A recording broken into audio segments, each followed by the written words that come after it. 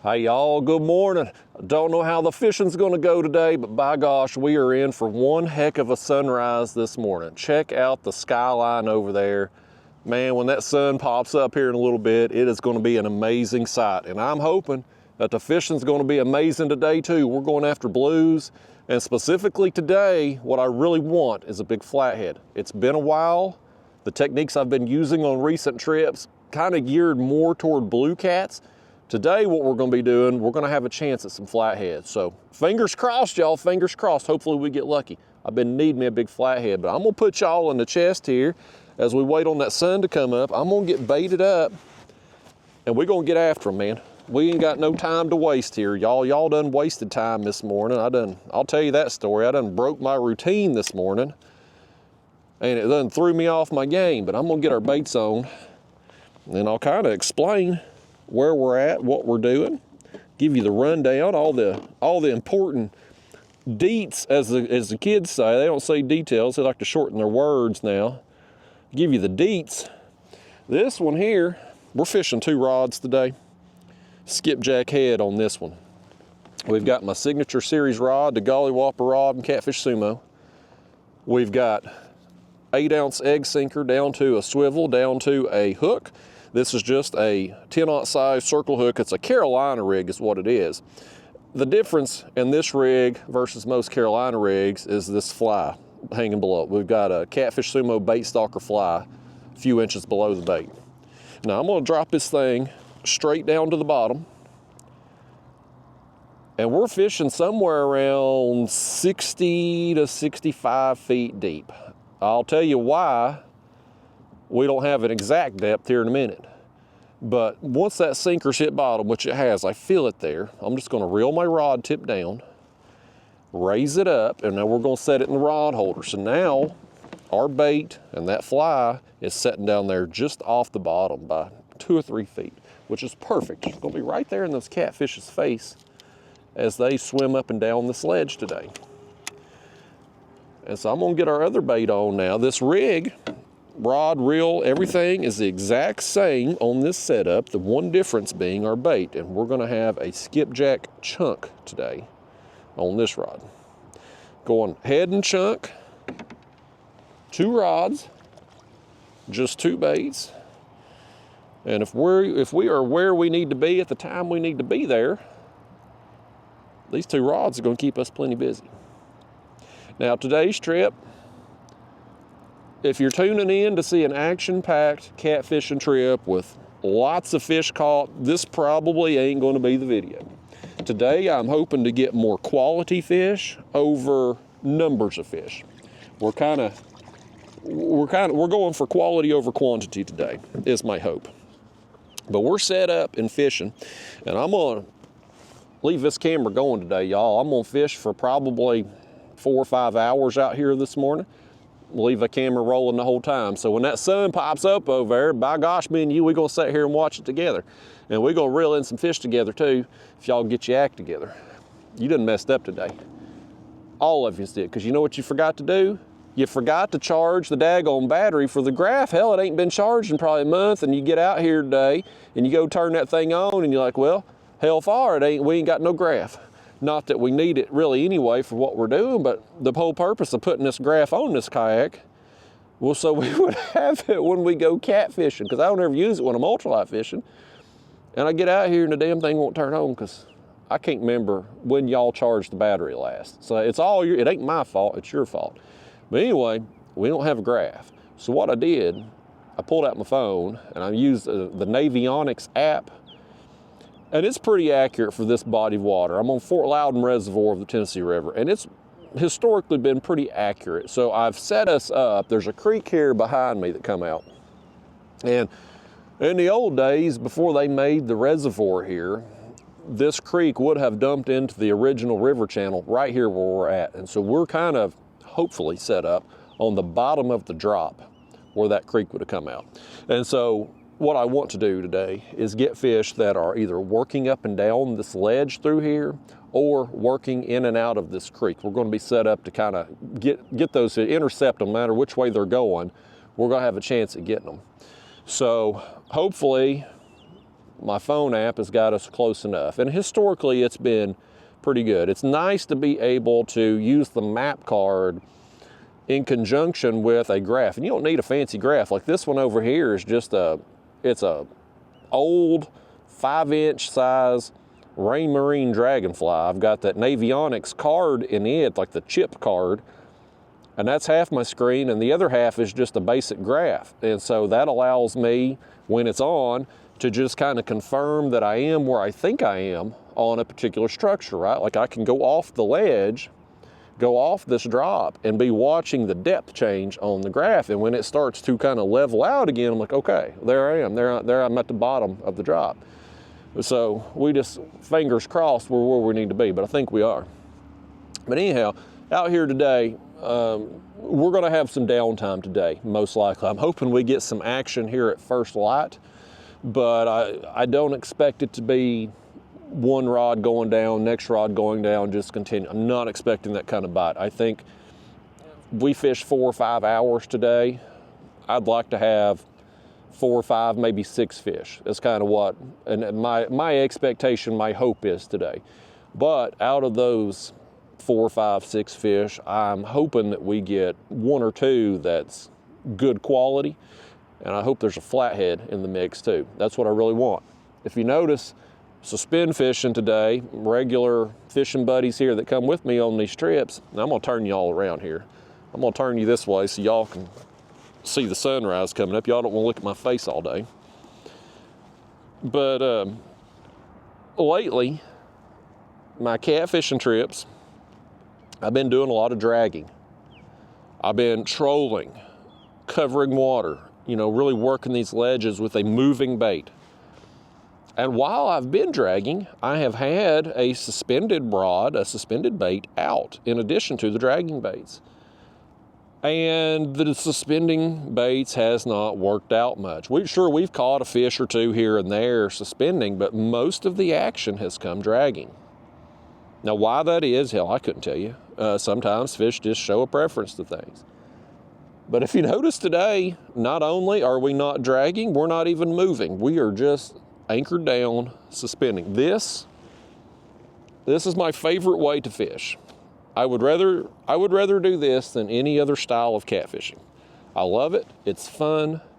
It's especially fun when you are in a kayak that is an actual kayak, not these damn barges. You know, my other kayak is a Hobie Pro Angler. It's very wide. It's very stable. The kayak I'm about to switch to, when I get rid of that one and replace it, is going to be even wider and more stable. And it just kind of takes away the kayak fishing experience. So today I'm out here in my Old Town pedal kayak. This is the Big Water 132 model. And it's significantly more narrow than my other one. And when we catch a fish today, when these rod tips just double over and go down, the kayak's going to lean a little bit. Like you're going to get that rush, that kayak fishing experience, and I love that.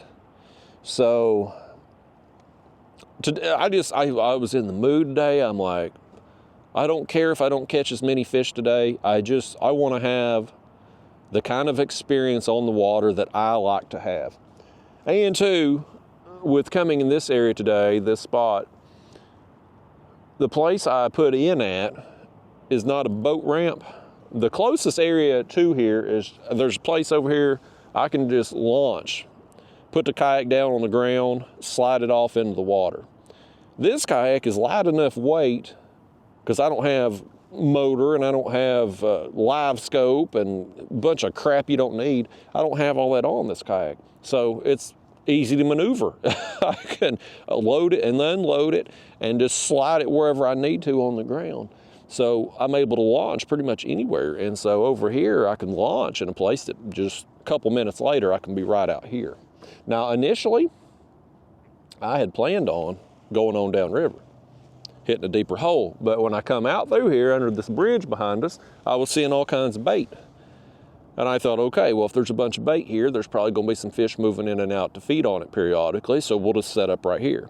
I've not fished this body of water in Hell, I can't remember the last time I was out here. Probably last winter. So it's been a long time since I've been out here. I typically don't hit this body of water in the summer months very much because of the endless pleasure boat traffic. It's relentless out here. And so, you know, I'm fishing a weekday today, and of course school's back in session now and all that, so there's not going to be as much traffic today, but it's a difficult place to fish in the spring and summer months when there's a lot of boat traffic. So it's been a long time. So I don't really know what's going on out here. I don't really know what to expect, but we're going to try it out today, and we're going to do the exact opposite technique and the exact opposite presentation, basically, of what's been working lately. You know, it's the old saying, you don't leave fish to go find fish, and you don't change what's working. Well, we're doing all that. We're on a different body of water than I've been fishing. We're doing a completely different technique than what's been working, and yet somehow I'm still optimistic being out here today. So if you're seeing this, the optimism paid off, because if you're seeing this, it means we got on some fish today. And I really it's been a long time since I got a good flathead. I caught a flathead 2 or 3 weeks ago, dragging, which was a surprise. Usually don't get them dragging. And it was a nice surprise for sure, but I haven't had a trophy size flathead, like a whopper size flathead, in a while. It's been a long time. And anchor fishing and suspend fishing, those are good combinations like that. This right here, what I'm doing, I've caught a lot of big flatheads through the years doing this right here. So blues today, I expect we'll get some. If you're seeing this video, we probably got some blues, because whether we got a flathead or not, I don't think we will get enough flatheads to justify posting a 4 or 5 hour long video. So we're going to be catching some blues if you're seeing this. But I really want a flathead, man, and it's going to be a good time in this kayak if we can make it happen. This kayak, it's covered in crap right now, literally. All those white spotches that you see there, them spots, that ain't paint, folks. That's doo-doo. I caught some skipjack yesterday, and they crapped all over the place. Every one of them I bring in would just, they were so excited to be in here, they were just doo-doo in their pants. It was a mess. But at my last catfishing trip, I caught some fish. I didn't get nothing real big, but I mean, we were pretty conservative with bait that day, and I had some left over. Well, the weather knocked me out the next day. The wind was too bad. And so yesterday I was like, I got 2 options. I can go catfishing yesterday with bait that would have been, what would have been, like 3 days old, roughly at that point. Or I could make another bait run. I thought, I'm gonna make another bait run, and I did, and I'm glad I did, because I got on a bunch of skipjack. And so I've got enough bait for today, and I've got enough bait for tomorrow. Now, I don't know if I'm gonna film tomorrow's trip, because I'm fishing with Callie from K&K Fishing Adventures down from North Dakota, a YouTube channel. And we're going out with my friend Mark, Deuce's Wild Fishing Charters. He's taking us out on his boat tomorrow. And she's one of my big time supporters on this channel from back when I was doing live streams. And these videos here have kind of replaced the live streams, but she was one of my big supporters on here, financial supporters. And her and I had talked last year about filming together if she was able to get down here. And so she is down here on vacation this week. And she's not out here today. She's not comfortable in a kayak. But my friend Mark, he's got one of them big Sea Arc boats, like 24 foot long with couches on it. I mean, it's like standing in your living room when you're out there on his boat. And so he's going to take us out. So I don't know if I'm going to film tomorrow. I may, But, you know, I really want the trip to be geared toward her video. And so I think when I'm filming, sometimes I get kind of tunnel vision and I'm focused on me and you and trying to get the best video and the best shots and lighting and all that for us. And it takes away from the other person there. So I don't know. I'll ask her in the morning what she wants. You know, I want her trip to go good. And I want, you know, her to get the video footage for her channel that she wants. But, you know, it would certainly be more exposure for her channel if I film too. But, you know, it don't matter. I'm several videos ahead, so I really don't care if I take a day off and just go fishing. Hell, it'd kind of be nice to just go fishing without having to film. Even yesterday, I didn't take my camera to go on the bait run, and what a good time it was. Okay, here we go. Look at this, y'all. Whatever the hell you doing, stop a second. Take a look at that sunrise over there. We are in for one hell of a sight, folks. We got a day of low humidity, so we don't have all the haze filtering out the sun. And we got a little cloud cover over there, but it's higher up in the sky, so listen to me doing the damn play-by-play on the sunrise. Boy, I'm like Tom Brady on the NFL commentary booth there on Fox 43 Sunday afternoons, by gosh. NFL's gonna hire me. What a sight, though. All these years I've fished, I have never gotten tired of watching them sunrises. We only got so many of them in us. And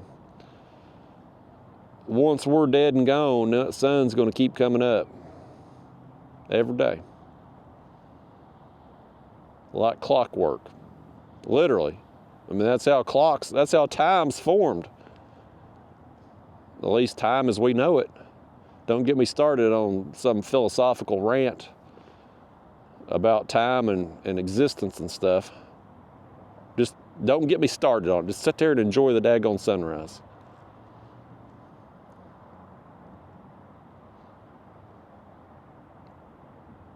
That's an amazing sight. It's gonna get hot though. That sun gets up, it's gonna get hot. But it's worth it to see that. I hope this camera has switched over.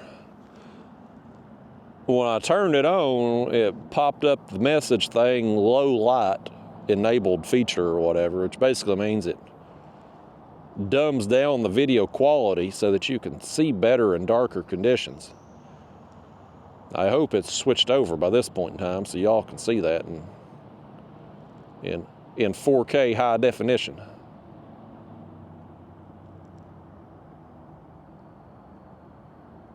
They say it ain't good to look in the sun, but hell, I'm looking right at it right now and it ain't blinding me.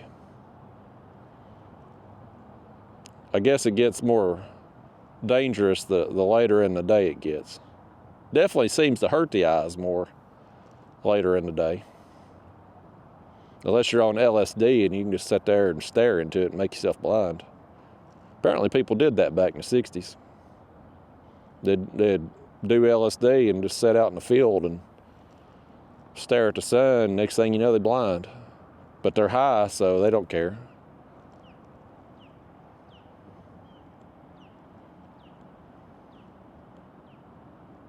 Beautiful sight, man. Beautiful.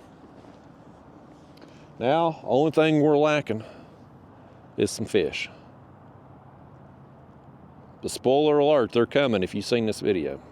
I wouldn't do it to you. I wouldn't post a 4 or 5 hour video without some fish in it. Some YouTubers would.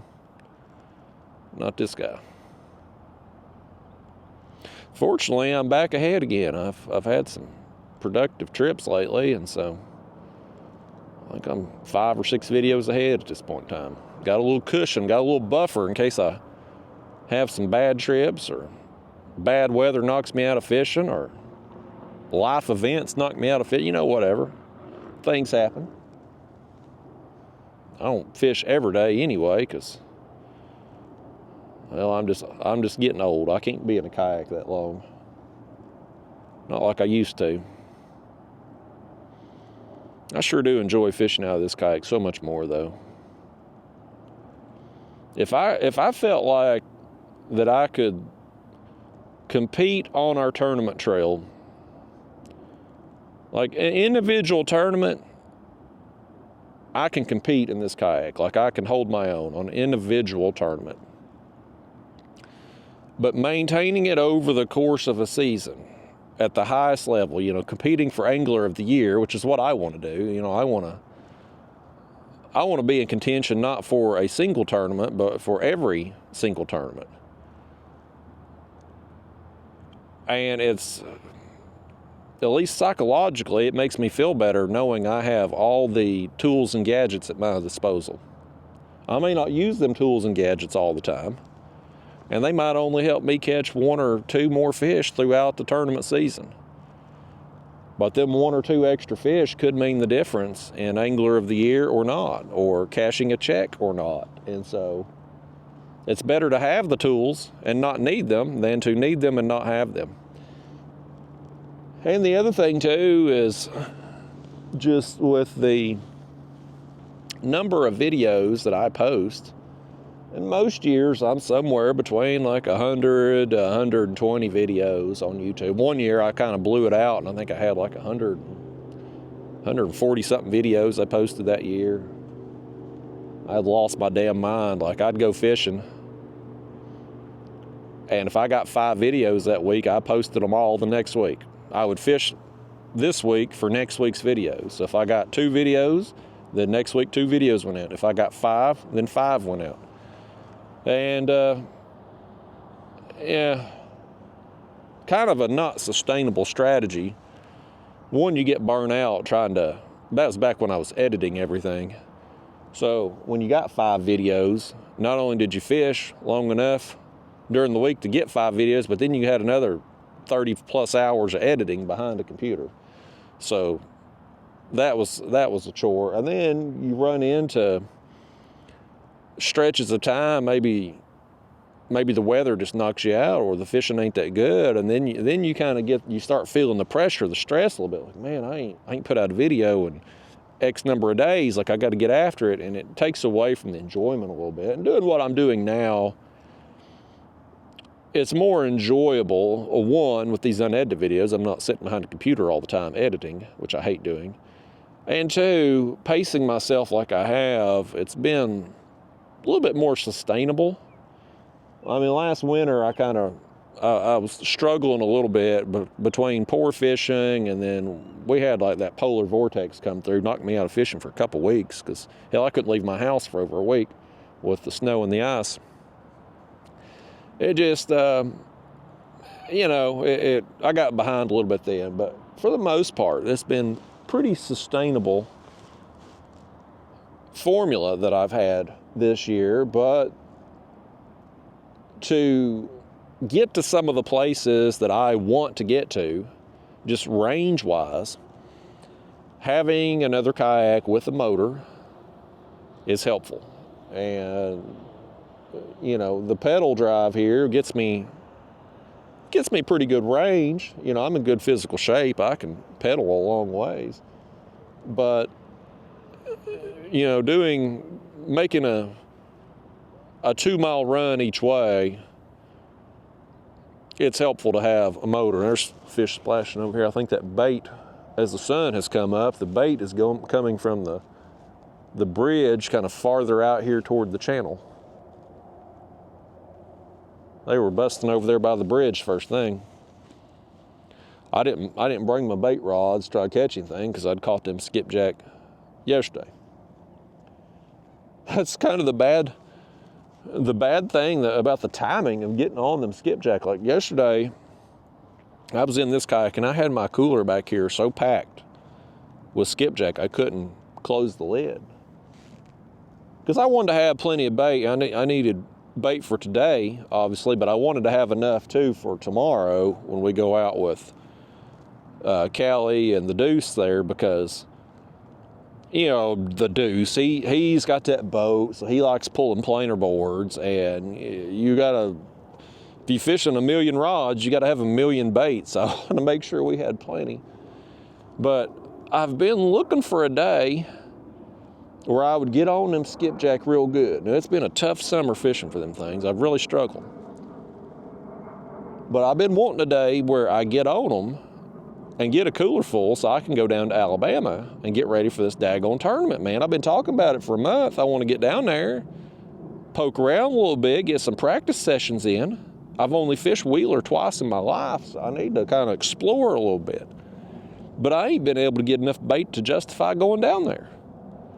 I've been getting enough to fish around here with as far as skipjack and white bass combined. And white bass is a great bait. I got a ton of confidence in it, especially this time of year. But you can't use it in Alabama. So I've needed to load up on skipjack in order to justify going. I'll finally get them yesterday, but I got my commitment tomorrow there with Callie. So hopefully, what I'm hoping is, fish today, fish with her tomorrow. She's leaving out Saturday morning to make her drive back to North Dakota. I think I'm gonna go out Sunday and try to hopefully catch them skipjack if they're still there. Get me a cooler full and then go down, if I can, who knows if it's gonna happen, but if, then I'm gonna go down there to Alabama probably Monday. Maybe go down there, fish a couple days, then come back home. It's just gonna depend on if I got some in yesterday. They were in there so thick, it makes me think that they're maybe gonna be there for a minute, but the way it's been this summer, every time I get on a good bait bite, even if it's for a day, I go back the next day and they're gone. Or they ain't there as good, or they ain't biting as good. And so it's kind of broken my confidence a little bit. That osprey up there flying around, he ain't had no lack of confidence, though, has he? He's flying around, his chest all poked out, knowing he's gonna eat today. I know we're gonna eat today too, but it'll be stuff from the grocery store. I'm gonna turn us around this way now, folks. The pretty part of the sunrise is over, so I'm gonna face us back toward the rods now. A little bit more comfortable on me. This kayak is significantly smaller than my other one in both weight and width. But this seat sets up at an angle, sets up higher. So it's a pretty comfortable ride. I enjoy, of all the kayaks I've had, this has been my favorite. Now, it's not the best on storage. I can only fish 2 rods catfishing. So, you know, I can't do the 4 like I can in my other kayak. There's just nowhere really good to put the other rod holders behind me. You see the tank well here is kind of small, and this is a size 35 Yeti. The Loy's got me that new cooler I wanted for my other kayaks. I've moved this one over here, which fits down in this tank well perfectly. But the way this design here is on the kayak, it's curved, so you can't really mount nothing here as far as rod holders goes. You got the molded in rod holder there, and if you come back here, I don't like putting rod holders for catfish on these gear tracks, because the takedowns, they're gonna put so much torque on that rod on the takedown when you're doing like we're doing today, suspend fishing, that these plastic, and it ain't just all of them, they flex a little bit, and I'm always worried they're gonna rip off. I'm just not a fan of gear track rod holders. I want them like these, where I've got a flat area that I can drill through the hole and run bolts through there and secure them. But if a big fish nails this rod today, that rod ain't going nowhere. Like I got 100% confidence in that setup. Gear tracks, I don't trust them. I've seen too many people get their whole rod holder and everything just ripped off. I'm just not gonna do it. But even if you did back here, even if you did put rod holders on it, where's your rod butts gonna go? Because you've got your cooler here. And even if I had a smaller cooler, like there's still not enough space. So there just ain't really on this kayak enough surface area back here. If this area was flat, it would be perfect. But it's curved and it's just not gonna work out. So anyway, I don't carry much stuff in this kayak. It's a bare bones basic setup. I got my cooler, I stuck my paddle, one side of each paddle down each side there, kind of wedges in place, so that way I've got it, but it's out of the way, and got my anchor rope holder here. That's about it. This is kind of I call it my bare bones setup because it kind of is.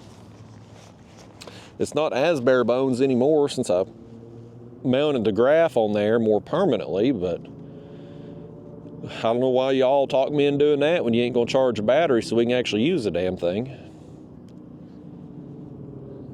But I really enjoy this kayak, man. And I've had some really good trips. I know the culture in catfishing is to use as many rods as possible, right? I mean, you see these guys in the boats, they've obviously got more space than a kayak does, but I mean, hell, they're running 10, 12 rods.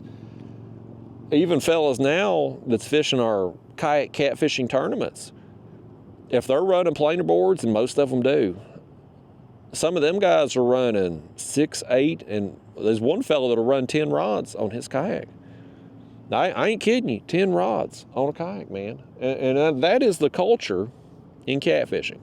That's how it's been for as long as I can remember. It's more bait equals more fish philosophy. That's what they'll all tell you.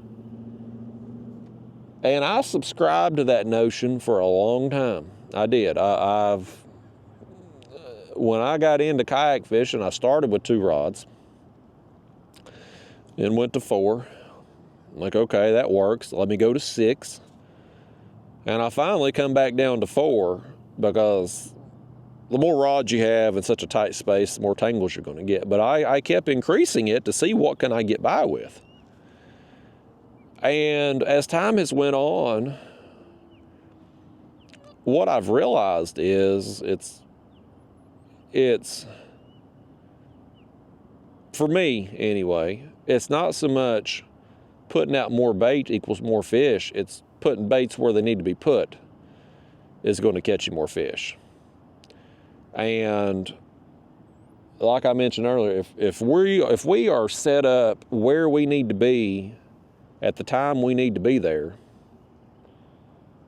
you're going to have your hands full with 2 rods. I mean, there's been a lot of days, and you've seen them. You've seen the trips on my videos here, or on my channel here, where I've fished out of this kayak with 2 rods and caught a ton of fish.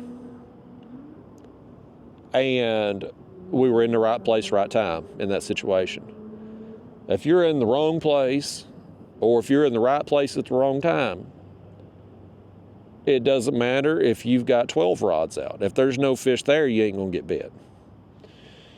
And so my mindset, my philosophy has changed a little bit through the years. So I don't feel like I am, you come out here to this spot today, for instance, I don't feel like we're shortchanging ourselves by fishing with 2 rods versus maybe my normal 4.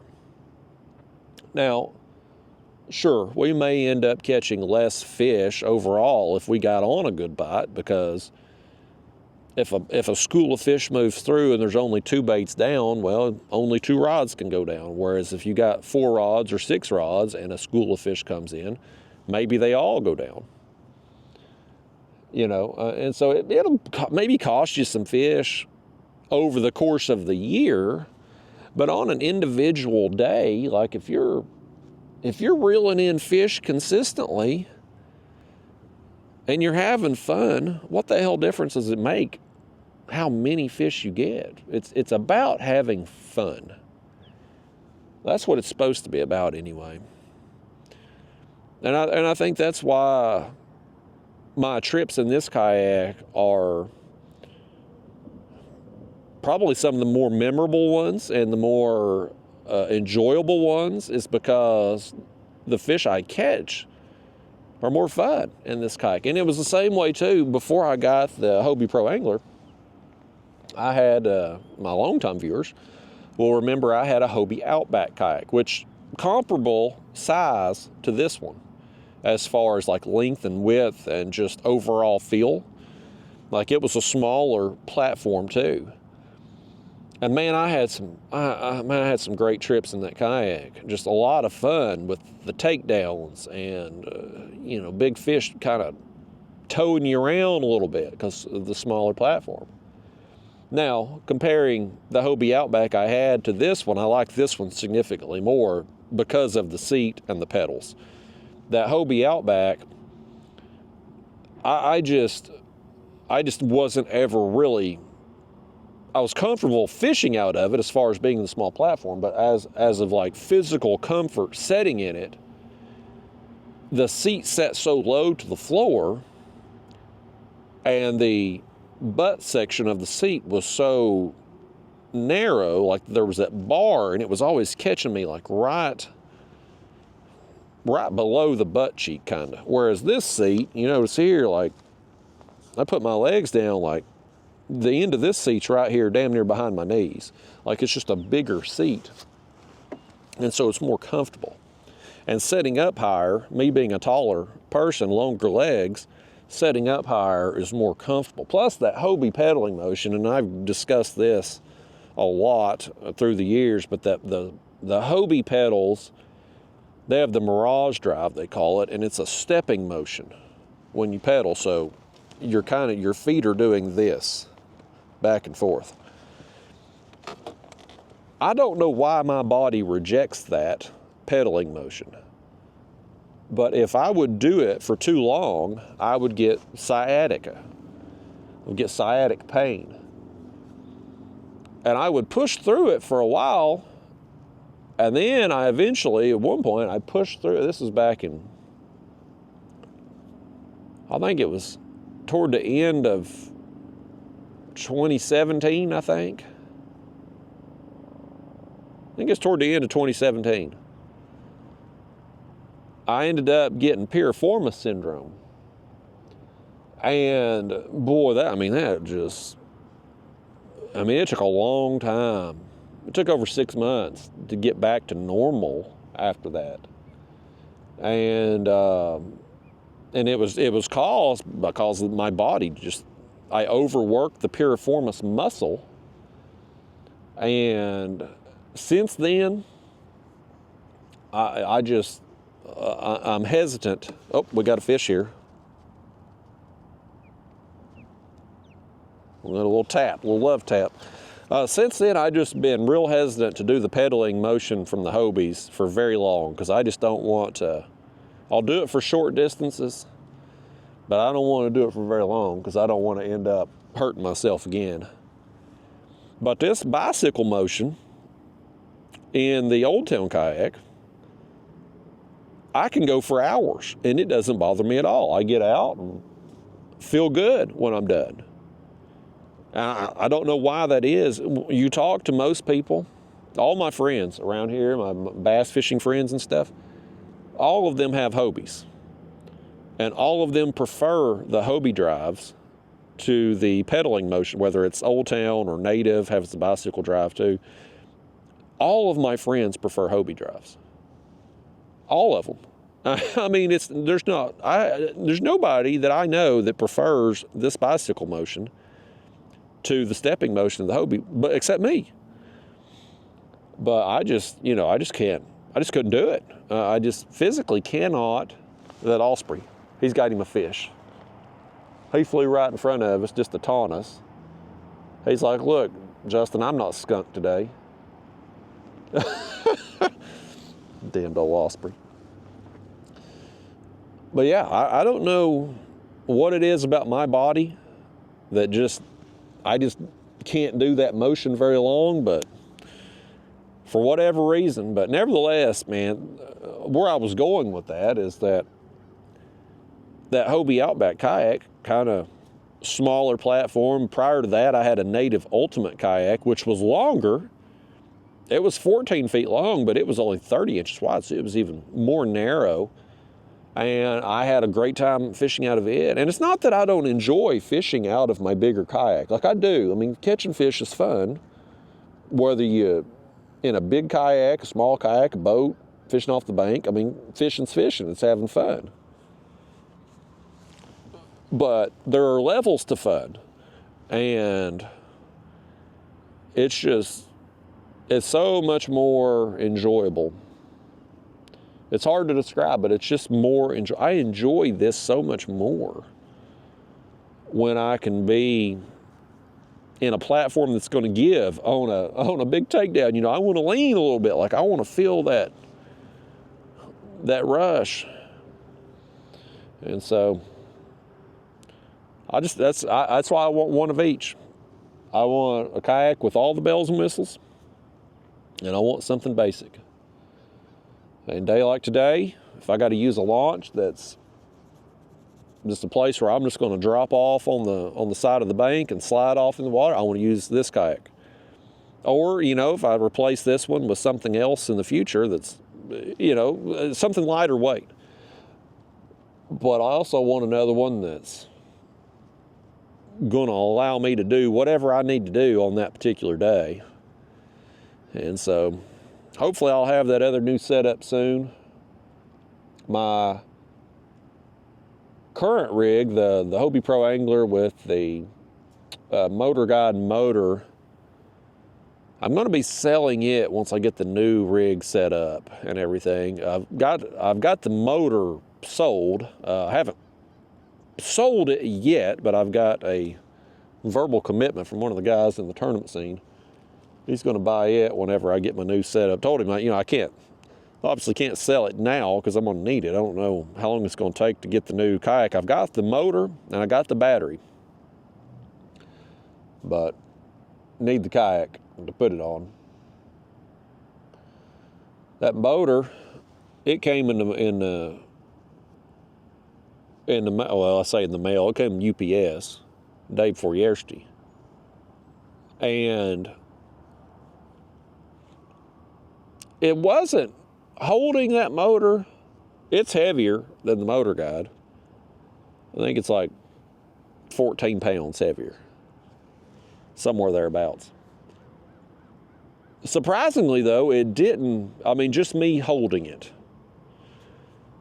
it didn't feel significantly heavier. I will tell you this about that, and I got the Power Pole motor, the Move PV, I think it's called, 36 volt. I got the kayak version with the shorter shaft. Whoever designed the mount, the base of that motor, I know they're marketing this 36-inch shaft for kayak fishermen. Whoever made that base has never fished out of a kayak before, because you got to put some real force on that lever to release that motor. I mean, like, you got to mash it hard. And I mean, like, I had it on my carport just sitting there, and at first I go to push the lever and I'm like, well, hell, this damn thing's jammed up. Like, something's wrong with this motor right off the bat. And I stepped on it pretty hard, just trying to bust it loose. I'm like, oh, okay, well, I just got to put a lot more effort into it. But that's going to make it hard with having that motor on the front of the kayak.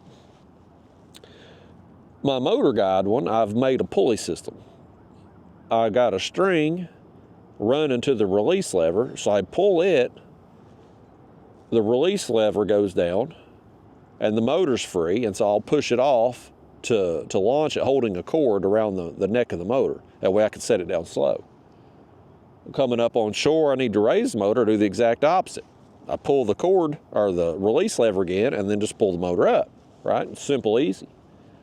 This power pole motor, I don't think I'm going to be able to rig a pulley system in such a way to release that lever, just because it takes so much force to take that lever down. I think the way I rigged my pulley system with the Motor Guide is I got like a little pad eye, they're called, and I drilled that pad eye, attached it to the motor mount.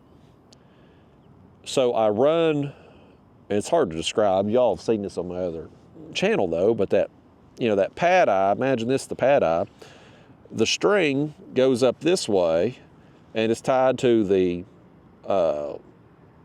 release lever here. So when I pull the string, the lever goes down, it gets pulled down, you know. But that lever doesn't take much pressure to release. So when I pull back, no big deal.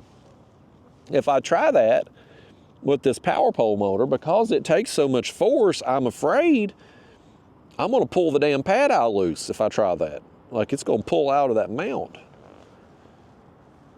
So I'm gonna have to bolt, I'm gonna have to figure out a way to bolt that damn pad eye in. And I'll probably have to get a metal pad eye at that.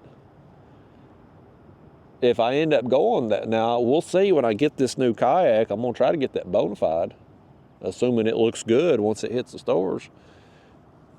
Maybe I can shimmy my way to the front or something and be able to manually push that lever down, but I hate that I'm gonna have to do that. I just don't, you know, again, if you're gonna market, this drives me insane, but this is how things are in 2024. Everybody's so, all these companies so eager to make a buck that they just rush these things to market. Nobody, they need to put, if you're gonna market an item as a kayak, whatever, I don't care if it's a motor, fishing rod, whatever. If you're marketing it toward kayak fishermen, why don't you put it in the hands of some kayak fishermen and let them tell you what the hell's wrong with it before you release it to the public?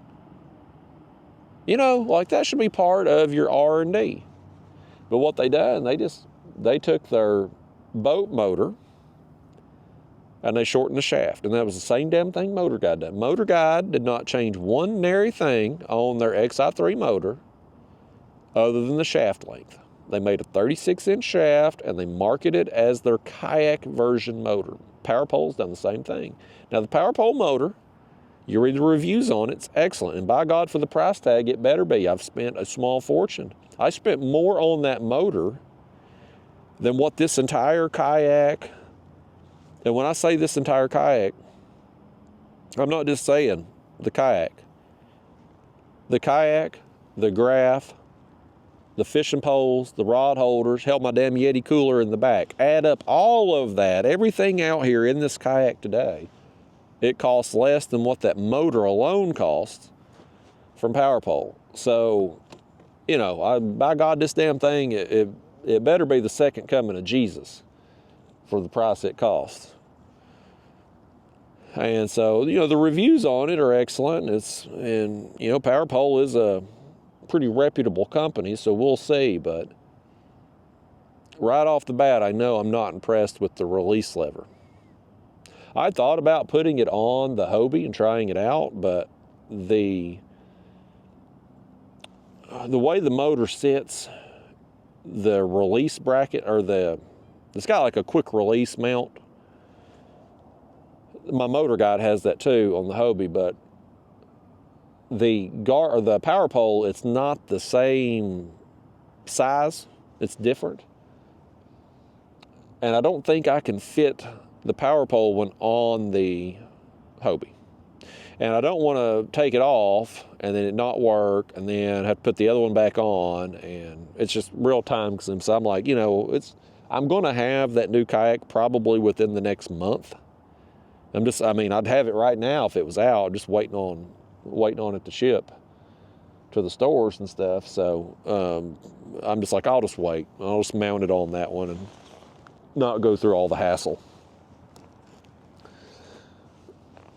But I hope it works out. I really hope it works out.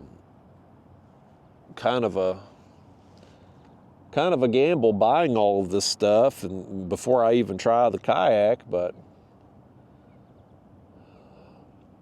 I want to have it ready to go. You know, if I can, it would be nice if we can get everything set up before the tournament in Alabama. I don't know if that'll be possible or not.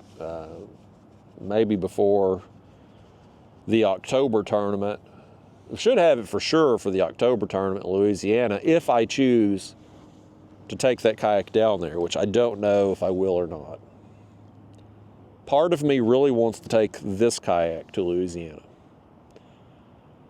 So I don't know. I don't know what I'm going to do with that yet. The reason why I'm hesitant and kind of considering taking this kayak to Louisiana is because, not for the tournament, the catfish tournament, which I obviously want to do well in it. But while I'm in Louisiana, the old saying, when you're in Rome or while in Rome, whatever, Louisiana, sure, is a great catfish fishery, but ain't really what that state's known for. So I'd like to get out there in the saltwater a little bit, get out there in the ocean.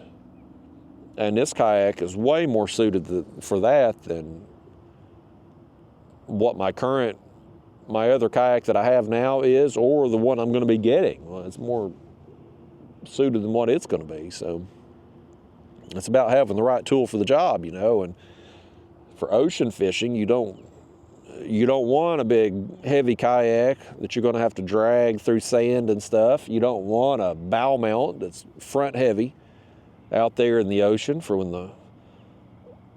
depending on whether you got to bust through the surf or you get out in the wind, it gets real choppy. You don't want that. And so this kayak was designed for the ocean. So we'll see. What will really decide for me is probably going to be how I do in this tournament here in September, the Alabama tournament. If I can go down there to Wheeler and have a good performance, a high finish, really top 3, if I could sneak into one of them top 3 spots, that should ensure that I get Angler of the Year. If I get a top 3 and Ryan Bortz and Adam Flegel, if those 2 guys didn't finish in the top 5, then I've pretty much got Angler of the Year on lockdown. If I get the win in Wheeler, which, it's hard to win a tournament, a lot of things got to go your way, but if I was to win, I would have it on lockdown. And so if that happens, either one of those things happen where it looks like I'm going to have Angler of the Year locked up, then, well, that makes it a whole lot easier to justify taking this kayak down to Louisiana in October, because if maybe I don't do as good as what I would like to in the tournament, not a big deal. And I can still go out and have my fun in the ocean and not have to fool with the weight and the hassle of the other kayak. If the situation's reversed on Wheeler and Ryan and Adam both have really good performances and finish top 3, and I completely just doo-doo the bed, well, then October, I've probably got to focus more on the tournament, and trying to get a high finish down there. Because I right now I'm in the lead Angler of the Year. I'd like to maintain that. It's like, if memory serves me, I think it's $2,900 for first. The Angler of the Year point race pays 3 spots, top 3. And I think first place is $2,900. So I'd like to have that, because I'm using these guys' tournament entry fees, their money, I'm using it to pay for my new kayak setup. And hell, $2,900, that's more than the new kayak I'm getting. So I'd like to have it, by gosh.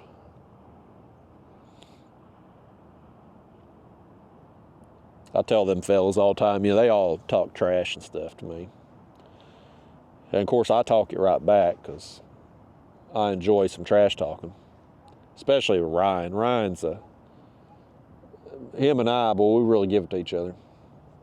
I call him Bottle Rocket Bortz now. That's my new nickname for it. Because he was going to be a professional fisherman. You know, he was all about, he was going to hit, he quit his job. He's going to hit the YouTube hard, man, put out all these videos. And he is running that mouth, buddy. He's going to show me, like he's going to pass up my channel and blah, blah, blah. 2 months later, hell, he ain't even posting videos now. Oh, here we go. Here we go. Nice, okay, nice. Now it's gonna pull a little bit. Oh, he's gonna pull now. He kind of tapped it. Then the rod come back up and tapped it again, and then it finally went over. Where we at, folks? Here, it's took a while. We're 55 minutes in. Again, I mentioned there, first thing, I didn't. It's gonna be a better fish. I mentioned first thing, like, I'm not expecting high numbers of fish today. This is gonna be probably a 4 or 5 fish kind of day. We're gonna have a lot of setting and waiting probably. Now, a month or two from now, the fall bite picks up, maybe we come out here and have a 20 fish day. But right now, quality over quantity is what we're looking for. And I think this one feels pretty daggone good, man. The only scenario right now that may cause this fish to not be as good as what I think it is if he's foul hooked. Maybe he come up and nipped at that bait, and that's what we saw a rod tip doing that, and then he tries to swim off and gets a hook in the tail or something. That's potentially a possibility here. That happens. You pull them in sideways, they feel a lot bigger. You tail hook them, they feel a lot bigger. We'll see here in a second, by gosh. I'm happy to have him either way. Hell, it's been damn near an hour. We had a nice sunrise, but the sunrise bite, nothing happening. I'm seeing bubbles come up here. Still ain't got to look at the fish though. Take its spline. It's gonna be a blue, I think. Like I felt him rolling. Yeah, it's a blue. He's got it in the mouth. He's hooked good. He's just, I guess he ate his Wheaties this morning. He ain't that good I mean, it's a fun sizer, but I honestly thought it was either this size fish being foul hooked or a much larger fish. This fish is disappointed that I'm disappointed in him. Come on over here, good buddy. I'll at least give you some front camera time here. Fun sizer in length. Not the fattest fish, certainly.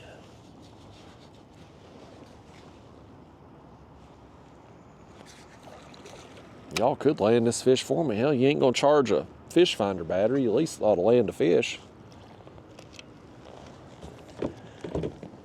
You got any friends coming up through here today, Blue Kit?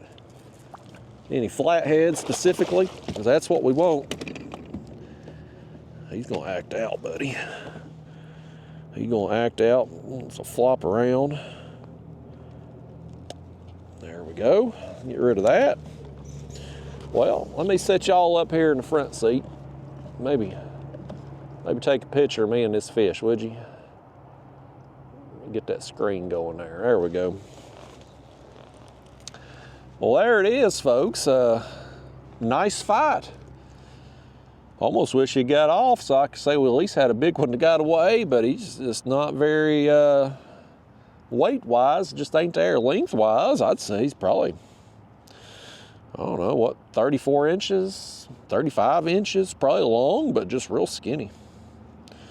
Still post-spawn, you know, still getting their weight back on and stuff. Nice fight, though. Got the skunk out anyway. We'll see you, buddy. All right. Well, took damn near an hour, but I'll fist pump it, by gosh, because no skunk today. No skunk today. There's one, though. I thought today, buddy, 4, 5, 6 fish.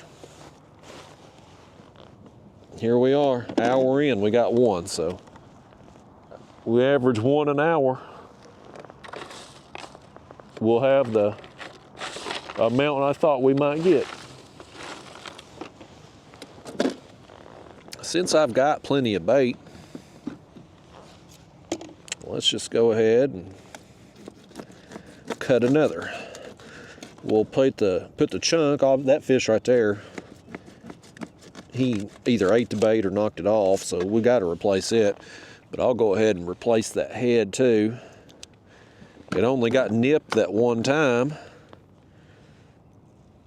but I'm sure the water temperature's probably still in the 80s here, so we'll go ahead and just switch it out, put on a fresh piece. Since we got it, since we're only fishing 2 rods, I like to be a little bit, refresh the baits a little bit more frequently when you only got 2 rods out. Just to keep everything good and fresh. At least on the days where I've got surplus like we do today. If I only had just 2 or 3 baits, we'd leave them baits down there as long as it took to get bit. But when you got extra, you might as well use it.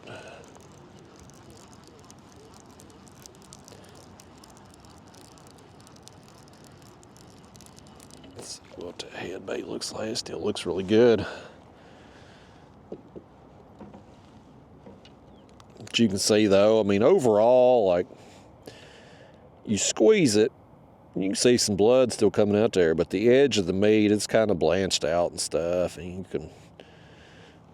we'll leave it here in the floor of the kayak in case we need it, but you compare that to this, big difference, right? I mean, you can see this is going to put out a lot more blood than scent. This area here we're fishing ain't going to have no real flow. They're moving a little bit of water downstream at the dam, but you don't really get much noticeable flow through here ever unless they got to be moving water at the dam, and there has to have been a lot of rain upriver from here to get any noticeable flow in this area. So a little bit of current certainly helps get some scent dispersion, but mainly what we're looking for today is fish that are working up and down this ledge or working in and out of this creek, and they're going to just find our baits because we're kind of in their path.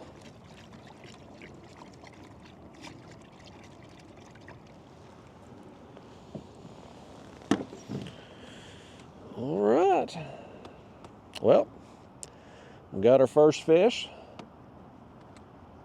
Now we just need a few more.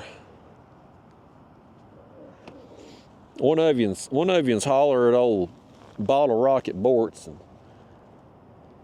let him know if he's going to be a professional fisherman, he needs to actually catch some fish. I was telling you, I'm calling him Bottle Rocket Bortz now, because he was all about he's going to be a professional fisherman. He's going to do YouTube. He's going to show me a thing or two. And he had this plan, you know, he's going to get all these videos, and 2 months later, buddy, he ain't even posting nothing. He's doing demolition derby or some crap. I'm like, yeah, I like bumper cars too. I did that at the fair as a kid. It was fun, but I think if you're trying to get a YouTube channel off the ground, you oughtn't be spending much time with that stuff. But I call him Bottle Rocket because just like on 4th of July, you fire off a bottle rocket. It makes a lot of noise, and then it's over. It's gone, and you're like, that's it? Yeah. He is a pretty good fisherman. He's right there in contention for Angler of the Year. He's a few points behind me. So if he gets another win, especially a win and a big fish, because you get them bonus points, he can be right there back in contention. So best case scenario, me and you go down there to Wheeler, we win, and we just lock up Angler of the Year, and the rest of the year don't matter.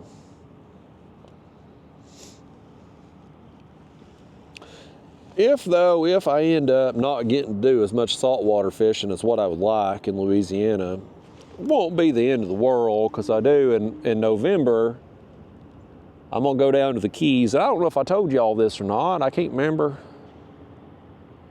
if I told you this or not. This may be a rerun if I have. But I got my trip booked for the Florida Keys in November. Last year I rented a timeshare, somebody else's timeshare. I rented it. They owned that week and they couldn't go, and so they sold it to me last year. Well, the same woman, I told her last year, I messaged her after I got back home and I said, hey, thanks again for renting me your week. If you decide to not go down there again next year, I would love to have first shot at purchasing or renting your week. And she was like, yeah, sure, great. Glad you had a good time. I'll let you know. Well, I'm on social media and I'm scrolling through and I see her post renting the week again. I'm like, well, hell far, she never messaged me.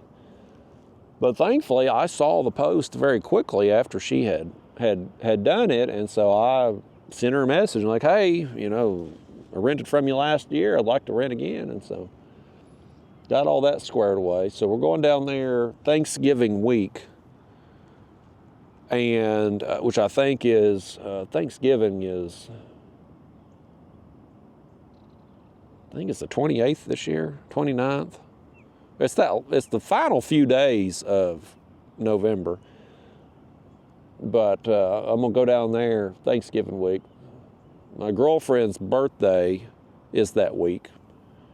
So between her birthday and the fact that it's Thanksgiving week and she's able to get off work with not having used much. She's off on Thursday and Friday anyway. She's got one of them office jobs, Corporate people don't have to work like real people do. And she only has to take off 3 days vacation and gets the full week. So it works out good for us to go down there that week. And the fishing's good that time of year. Typically the wind isn't as bad as what it will be once you get on in January, February. So it's a good time to go. And so we're going to go down there. She's going to fly down and I'm going to drive down. Well, I can take the kayak. And so I'm going to go down early, probably hit West Palm, fish on Lake Ida, go after some peacock bass. I've done that the last couple of years, really enjoy that.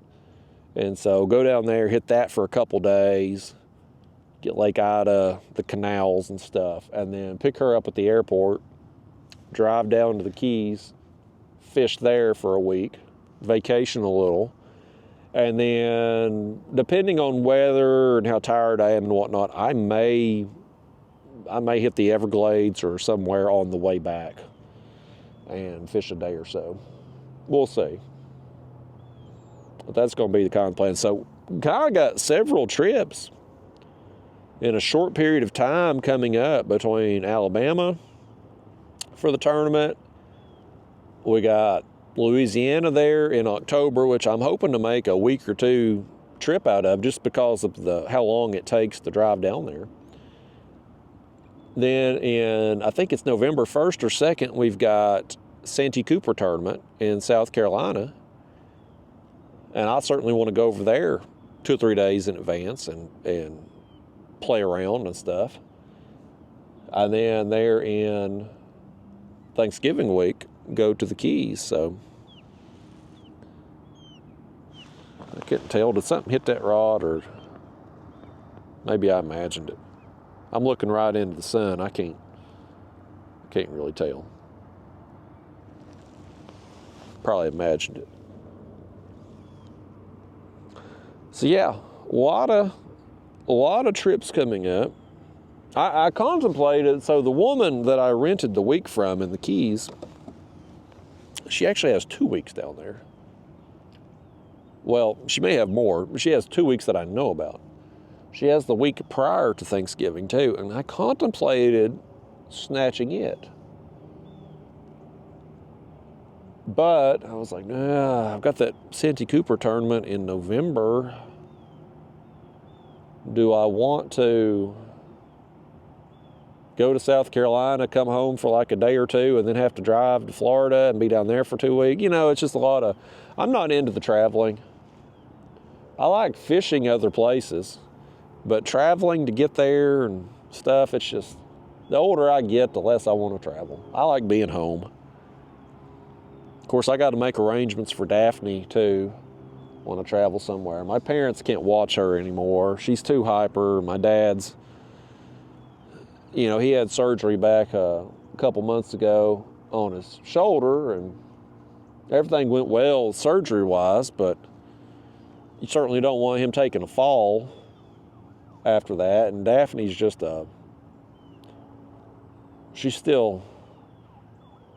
she's old enough to be past the puppy stage, but she's still just a very high energy dog, and it's a little too much for my parents at this stage. And so I have to make arrangements for her to go be boarded while I'm gone, and I just hate to have her boarded that long, you know. A few days is fine.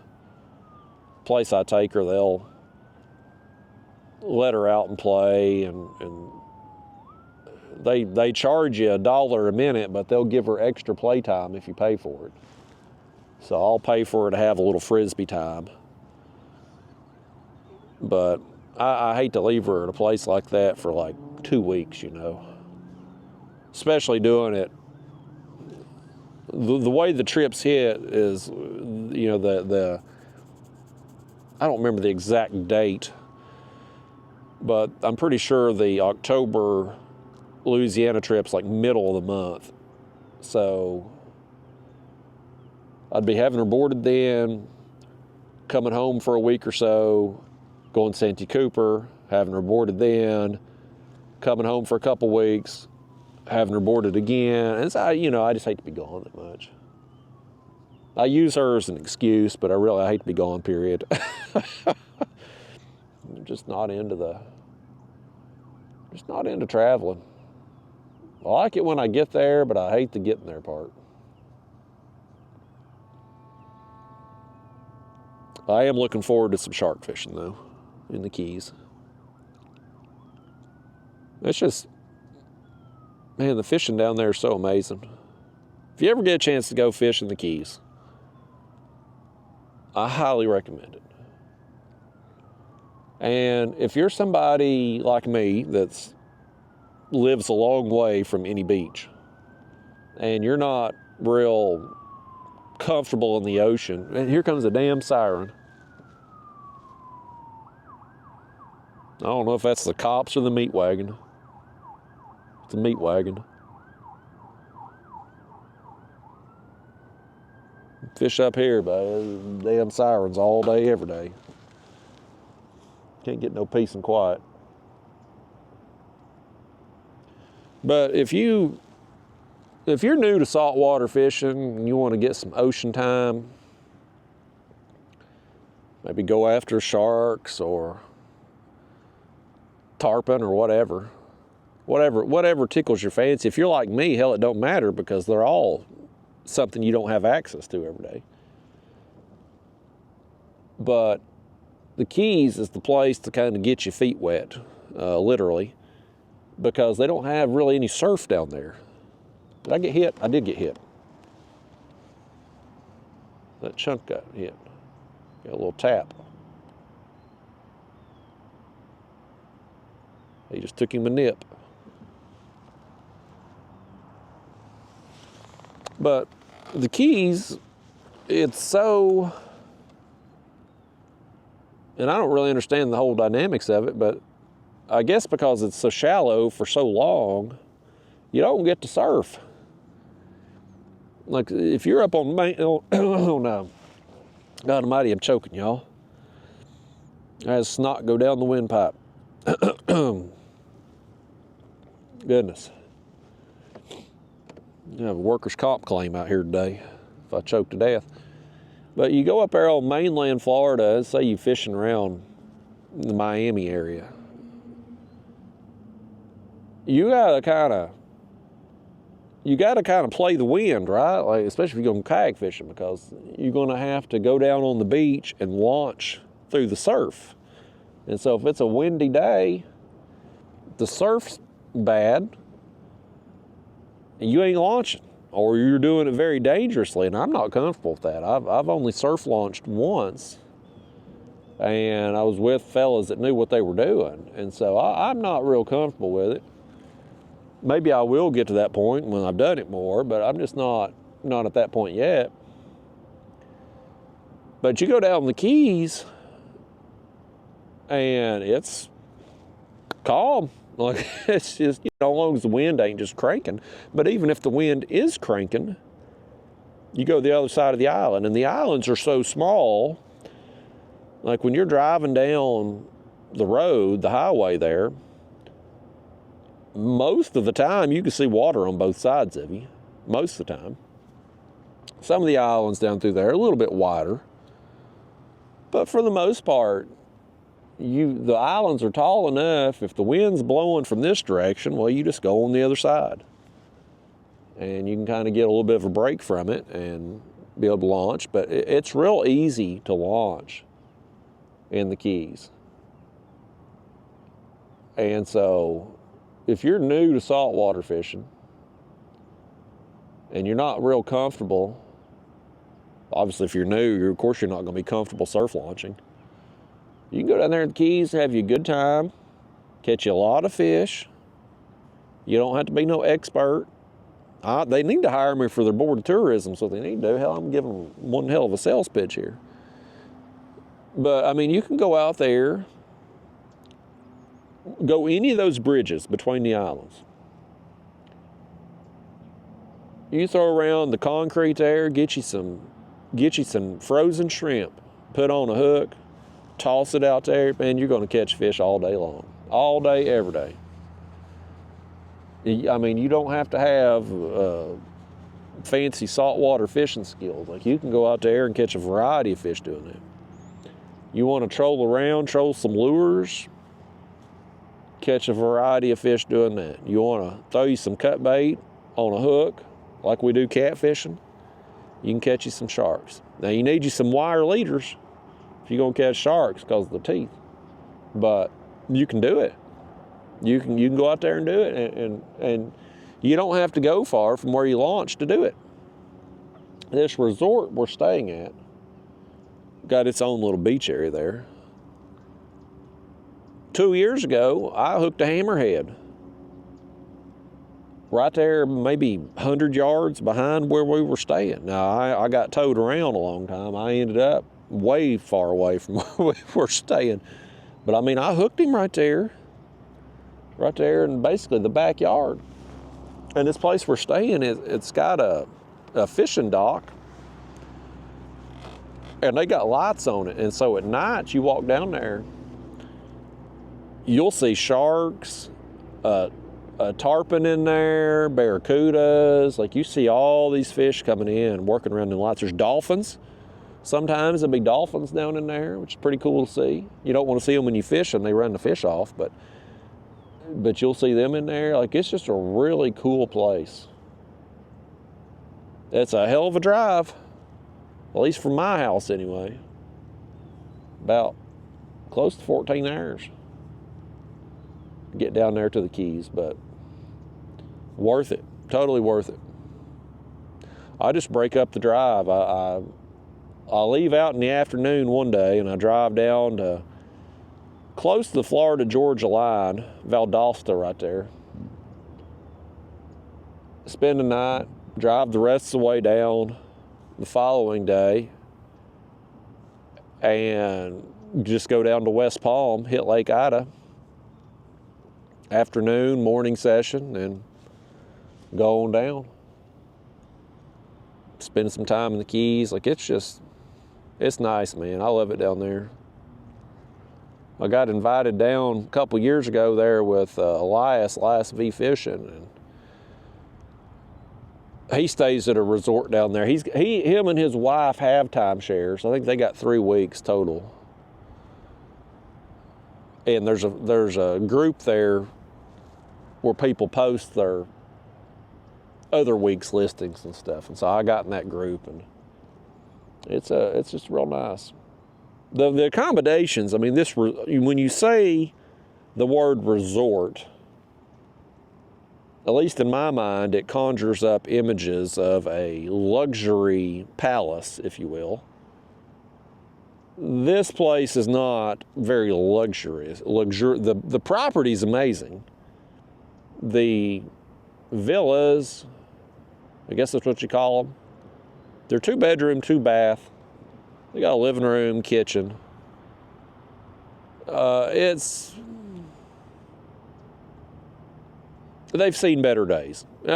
You know, it's not, you're not living a life of luxury inside down there, but the property itself is amazing. Being in the Keys is amazing. Like, it's awesome. And here's what I like too, staying there versus, well, I wouldn't stay at a hotel down there, because you try getting a hotel, you're going to spend $200 or $300 a night in a hotel. Ridiculous. But with the way these things are set up, you got a big parking area under each one of them. So if you got a trailer, if you're hauling a trailer down for your kayaks or boat, whatever you're taking, you got plenty of space for it. You can charge your batteries right there, because you can run a extension cord out. These things are elevated. They're like on stilts for when it floods, hurricanes and whatnot. But the lower part there has like your washer and dryer and a little storage area, and you can run your extension cords out, charge your batteries, and they got water hoses there. And that may not seem like a big deal, but when you fish in saltwater, you got to spray everything off when you get done fishing. If you don't, everything corrodes, and it corrodes fast. I mean, my pliers, within 2 or 3 days down there in the salt water, was completely just rust. Stainless steel too, allegedly, but I mean, just total rust. So you got to spray everything off. And if you had a hotel, you can't really easily do that. You got to get like jugs of water and go down, kind of pour it over your gear and whatnot. So just having all the conveniences there, being able to park easily, plug your batteries in, hose everything off, like that in itself has some value. That's worthwhile. So yeah, I really like that place. I wouldn't want to buy a timeshare week there. Oh, we got hit. Head bait. Has he got it? The rod tip's still wiggling. I think he's about to start swimming with it. I want to make sure he hooks himself. There he goes. Now he's for sure hooked. Okay, here we go. Fish number 2. Did it take an hour on this one too? Not quite. Not quite as long on this one. We're still on pace for our 1 fish per hour here that I was hoping for right now. We average 1 fish an hour today. I told you, today's going to be hopefully quality over quantity.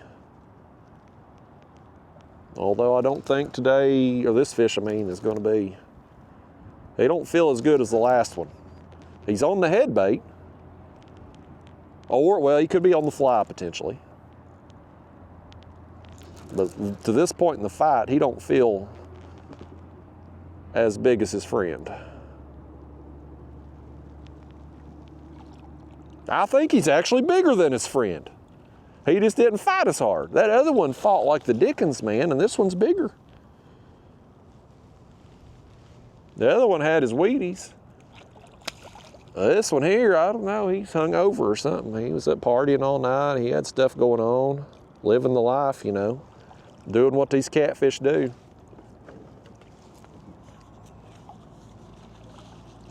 Well, wasn't much of a fight, but it is a better quality fish, and it's all about the picture anyway, right? That's what seems to be the case with most fishermen these days. They don't care about the fishing experience. They just want that picture of a fish they can put on social media. If it was about just the fishing experience, we'd all be in kayaks like this with much lighter tackle. You know what I mean? You done, fish? I'm concerned I'm gonna bring you in and you're gonna act out because you ain't hardly fought. He seems to be done. He's done. Now he's gonna act out. Now he's gonna act out. I knew it. I knew he had too much energy left. He had to have. You get over here and you act like somebody. You're gonna cause some damage in here now. You know, you might knock my graph that ain't working because we ain't got no battery charged up. Might knock it plumb off here, fish.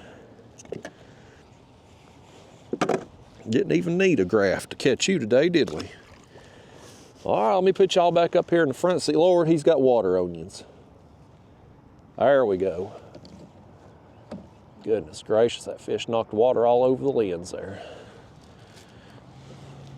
Yeah, listen, folks, this one here, smidge bigger, at least weight-wise, probably comparable length, but a little bit more of a gut on this one.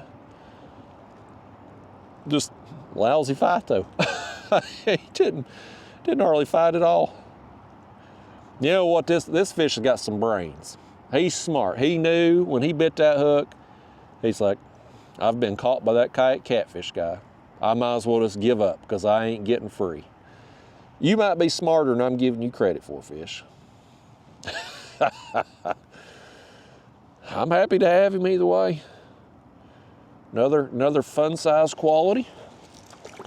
Let's go down there and you tell them flatheads I'm looking for them today, fish. He ain't gonna tell them. I guarantee he won't tell them. If we do catch a flathead, I'll ask it. That flathead will not have been told that it should have come earlier from that fish. He ain't gonna listen to us. Well, let's take a look at our head. We'll probably send it back down. I don't think it's been down there too terribly long. 20 minutes or so maybe. Let's just take a look.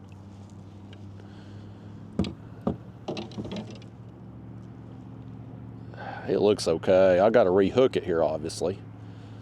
The fish has run the... Boy, he's tore the mouth up on that thing. I don't even know what this fish has done. There we go. Yeah, he tore the mouth up pretty good on it, but we'll...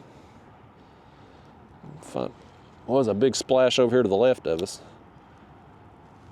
We'll send that thing back down for a little while. Just see what we can get. See if we can get another one on. I think it's okay. The bait looks okay. We'll give it 20, 30 minutes, and if we don't get another fish, we'll change it out. It's a good sign though, folks. I wanted to average today about a fish an hour. Because I was going to fish for 4 or 5 hours and was hoping to get somewhere 4 to 6 fish. And so we're on pace right now, y'all. We're on pace. I know some of yous like just constant action, and I do too. But there's places you can go to get that. There's techniques you can do. You know, if we were out dragging today, we'd probably catch more fish. But I would rather have less fish today and have more fun. I mean, the takedowns, that takedown there wasn't, that fish just for whatever reason just wasn't, I'm gonna kick back and relax a little bit. That takedown just wasn't, oh, we might be about to catch another one just like that. Something was over there hitting it.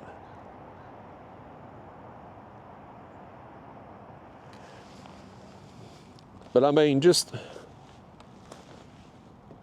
on average, the takedowns are just so much more intense when you've got, you know, today, if we're fishing, let's say we're 60 feet, we got 57, 58 feet of line out. Compare that to when you're, I mean, if we were dragging this area,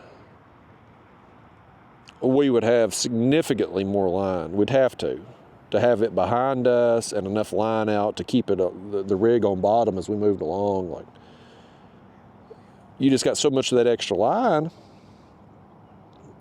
The longer the line, the less intense the fight is, or the less intense the takedown is, I should say. That's the best part, in my opinion. The takedowns are that's what gets that adrenaline spike, you know, that rush.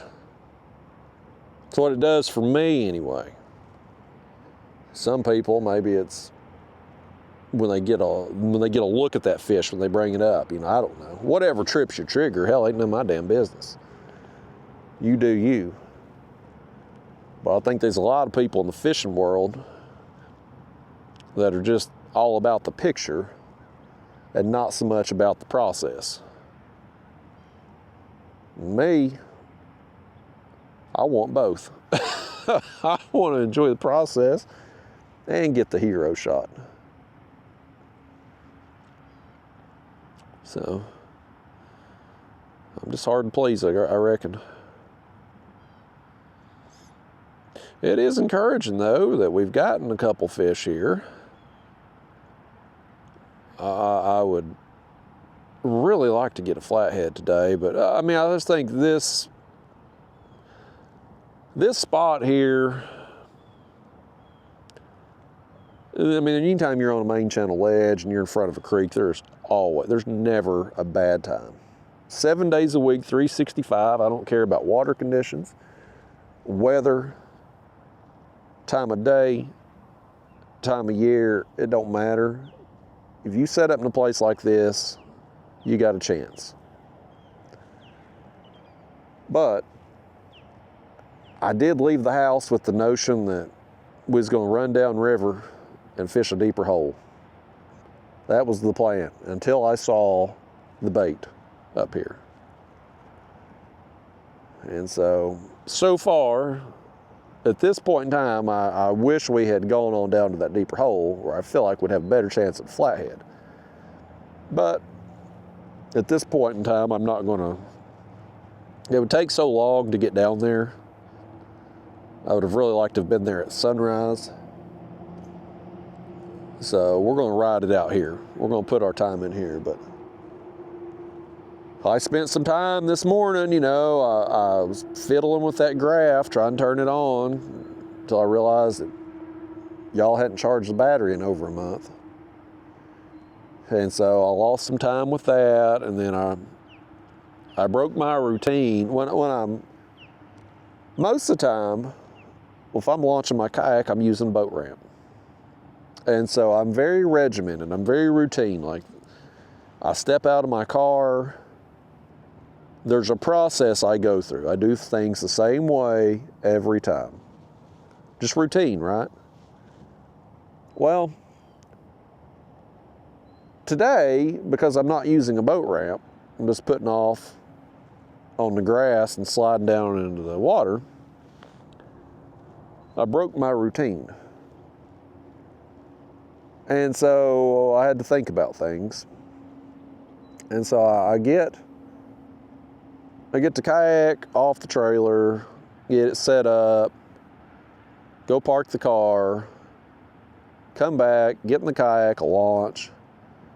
I realized, I got about 100 yards away, I realized, you know what, I left my hat in the car.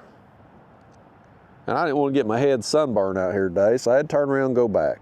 And that cost us a little time. Time which I had already lost because of the fooling with the graph battery there. And so when I saw that bait around the bridge, I was like, you know, I've already lost time. Maybe this is a sign from the universe that I should just fish in front of this creek. Because had we made the run down to the hole that I was originally going to fish, because I'd wasted so much time piddling around, I don't know that we would have gotten down there to see the sunrise. It would have been close. But sitting up here, I still had plenty of time to get us anchored down, get the baits cut and everything before turning the camera on and see that sun come up. So I gotta get y'all out of bed earlier and get you out here and be prepared. I can't every time y'all fish with me, something goes wrong, seems like. Y'all bad luck, I reckon. Ain't my fault, that's for damn sure.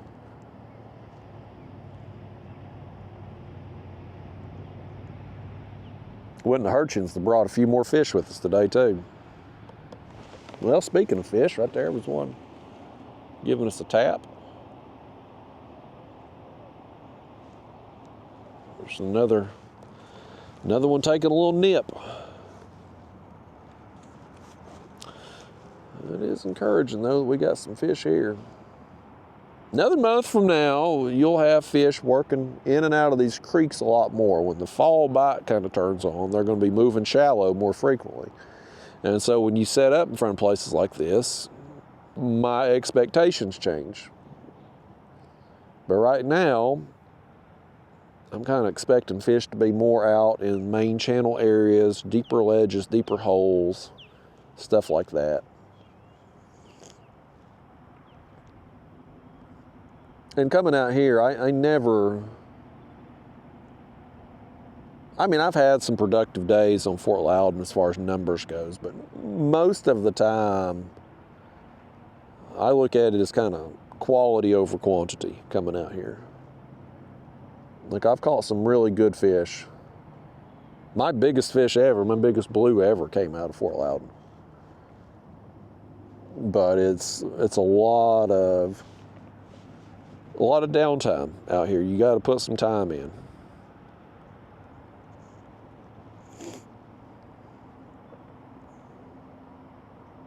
But I just find this enjoyable. I mean, sitting down, anchor down on a spot, sit out here, especially a morning session like we're having here weekday. Don't have the pleasure boat traffic right now. Don't have the bass boat traffic right now. I mean, we kind of got this place to ourselves, knock on wood. You don't get much barge traffic up here. It's pretty nice. Now, you come out here in the afternoon, I don't care what day of the week, you're going to be miserable. You're going to have a bass boat tournament every night of the week. Folks, we got a flathead right here. See my rod tip? This is our flathead. This is it. Oh, and he just let it go. That was I just glanced up and I saw that rod tip. Let's hope he comes back for it. We had a little weight just sitting there. Okay.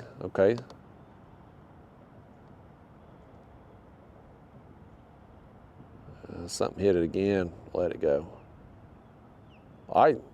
The first one sure seemed like, that one didn't seem like flathead. The first one did. Sometimes in flathead bites, when you're suspending baits, sometimes you'll feel it. Like they'll suck in that bait and you'll see your rod tip just go like kabonk. And you'll feel it throughout the whole kayak. Other times, you won't feel anything. Your rod, okay, something's back on it now. But your rod tip will just be slowly going over and you won't feel it. He let it go again. If that's a flathead, he's a small one. But you won't feel it. You'll be sitting there and you'll glance up and your rod tip will be sitting over there. Most of the time I'll feel the kayak moving. That's how I'll know that fish is on.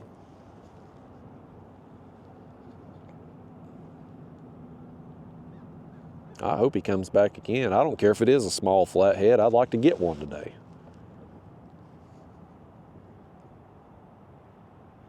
I've caught some good ones here. Not really so much this time of year per se. A little bit later in the fall, but I've caught some really good flatheads here.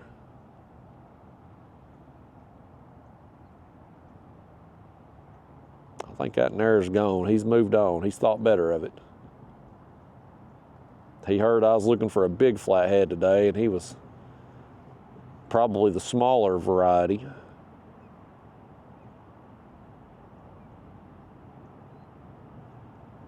It's another bait or another fish, though. We got some fish in the area. There's some here.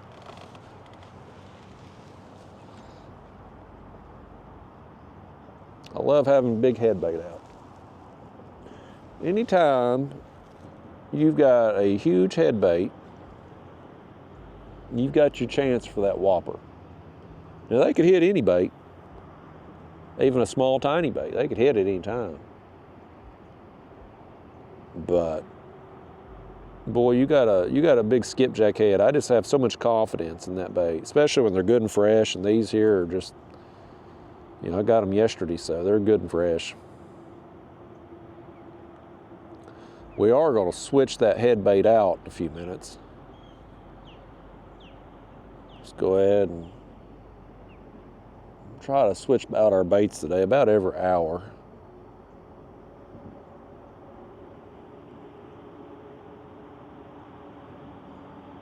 That head bait, you know, when we sent it back down, it still looked good, but with that fish there hitting it about 3 times. The other thing to worry about, that the mouth of that skipjack was so tore up after the last fish that I hate to reel it up right now because he could still be around, but there's a chance that bait's foul hooked after it was hit 3 times.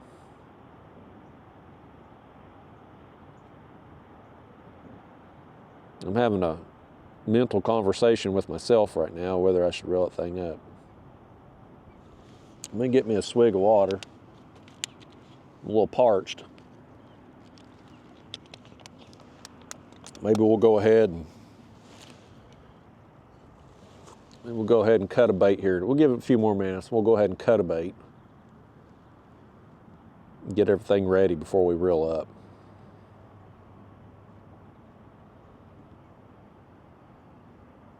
I just hate for that daggone head bait to be down there potentially foul hooked.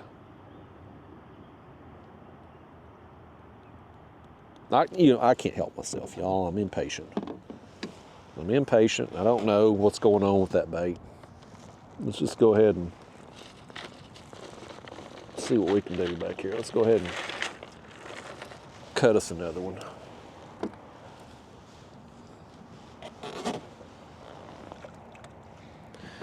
Well, I'll feel better about it. I know some of y'all out there worried about it too. I really don't know that we need to switch out the other bait or not.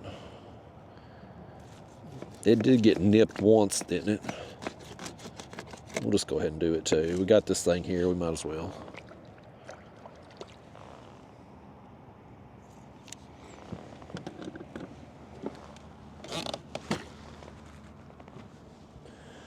That back. I'll go ahead and take my pliers here and snip these fins off. Your own personal choice whether you choose to do that or not too. Personally, I like to. Okay. This kayak stinks too, man. It's got that skipjack crap. Normally skipjack crap don't stink as bad. It was still hooked okay. We're still gonna go ahead and switch it out though.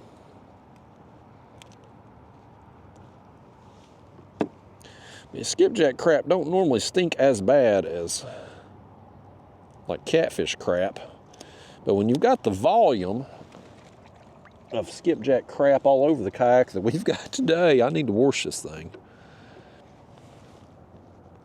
This kayak's much easier to clean, so therefore it gets cleaned more frequently than my other one. I'm hoping when I get the new kayak, the Bonafide, assuming I end up going with the Bonafide, but I'm hoping when I get it, I'm hoping the plastic has a similar texture as this one, like a smoother plastic, that way it'll be easier to clean. That Hobie plastic is I don't know what you even call it. It's like a rougher texture. And so dirt kind of gets down, because it's texture, dirt's like hard. You can't just take a sponge to it and wipe it off. Like you gotta put elbow grease in. You need a brush and a daggone sore arms, what you go end up with, because of the effort it takes to clean. And I hate cleaning kayaks. Like I don't enjoy doing it. And so if it's a lot of effort on my part, then it just ain't gonna get done. But this kayak, I mean, I can take a water hose and a sponge and have it done in 5 minutes. So it gets done more frequently because it's minimal effort. If there's a task in your life that you don't like doing, you need to make that task as easy as possible, because that's the only way you're going to motivate yourself to do it fairly frequently. Here's what I'm going to do. We got this chunk bait, right? Now we just took off that rod. What I'm going to do is just cut this thing. Instead of throwing the whole chunk out right now, I'm going to just take it and cut it up. Small pieces, small chunks here. And you can see cutting this thing, like it's still got some blood in the meat there as we cut it. But what we're going to do is we're going to take this and dump it overboard, and I get it cut up, and just chum the water a little bit. That's what we're going to do. Drop it down there. And even though we don't have a lot of current flow, really any current flow, we're moving some water, but it's just not noticeable. Even though we don't really have that, what will happen as we drop this down in the water is that as it sinks down, it will be kind of falling down through the water, right? And as it goes down, it'll be kind of dispersing scent all the way down through there as it falls. And then we'll have us some just pieces of meat down there on bottom, and maybe anything we can do to kind of help our cause here. Put that out. Put some on that side. Maybe you can see right there. See all that oil there on top of the water? See, yeah, and it kind of falls down there. It's just kind of dispersing on the way down. We'll clean the blood off our cutting board here too. You know, anything you can do to put out a little more scent in the water. A day like today where we've got a bait surplus, we can kind of do that. I've been asked before, especially on the carp videos, because when I'm carp fishing, I'm using pack bait. And pack bait, when you cast it out, it falls off the method feeder, and you got a little chum pile, right? Like that's, every time you cast, you're basically chumming. Fish come in, they're attracted to that chum pile. They're eating the materials in it, and then there's your bait on the hook. And carp gets the hook bait, and you're off to the races, right? Now, people have asked me numerous times, like, why don't you do that for catfish, Justin? And there's really two reasons why I don't do that, usually. You know, like this situation here, if I've got a piece of bait that I've just reeled in and I'm pretty much done with it, I'll oftentimes cut it up in small pieces and just throw it out. But I don't like chumming for catfish per se. One, most days I don't have enough bait to justify it. Like, I don't mind cutting up a used piece of bait and throwing it out like we just did, but I don't necessarily want to. We're already getting a little tap over there.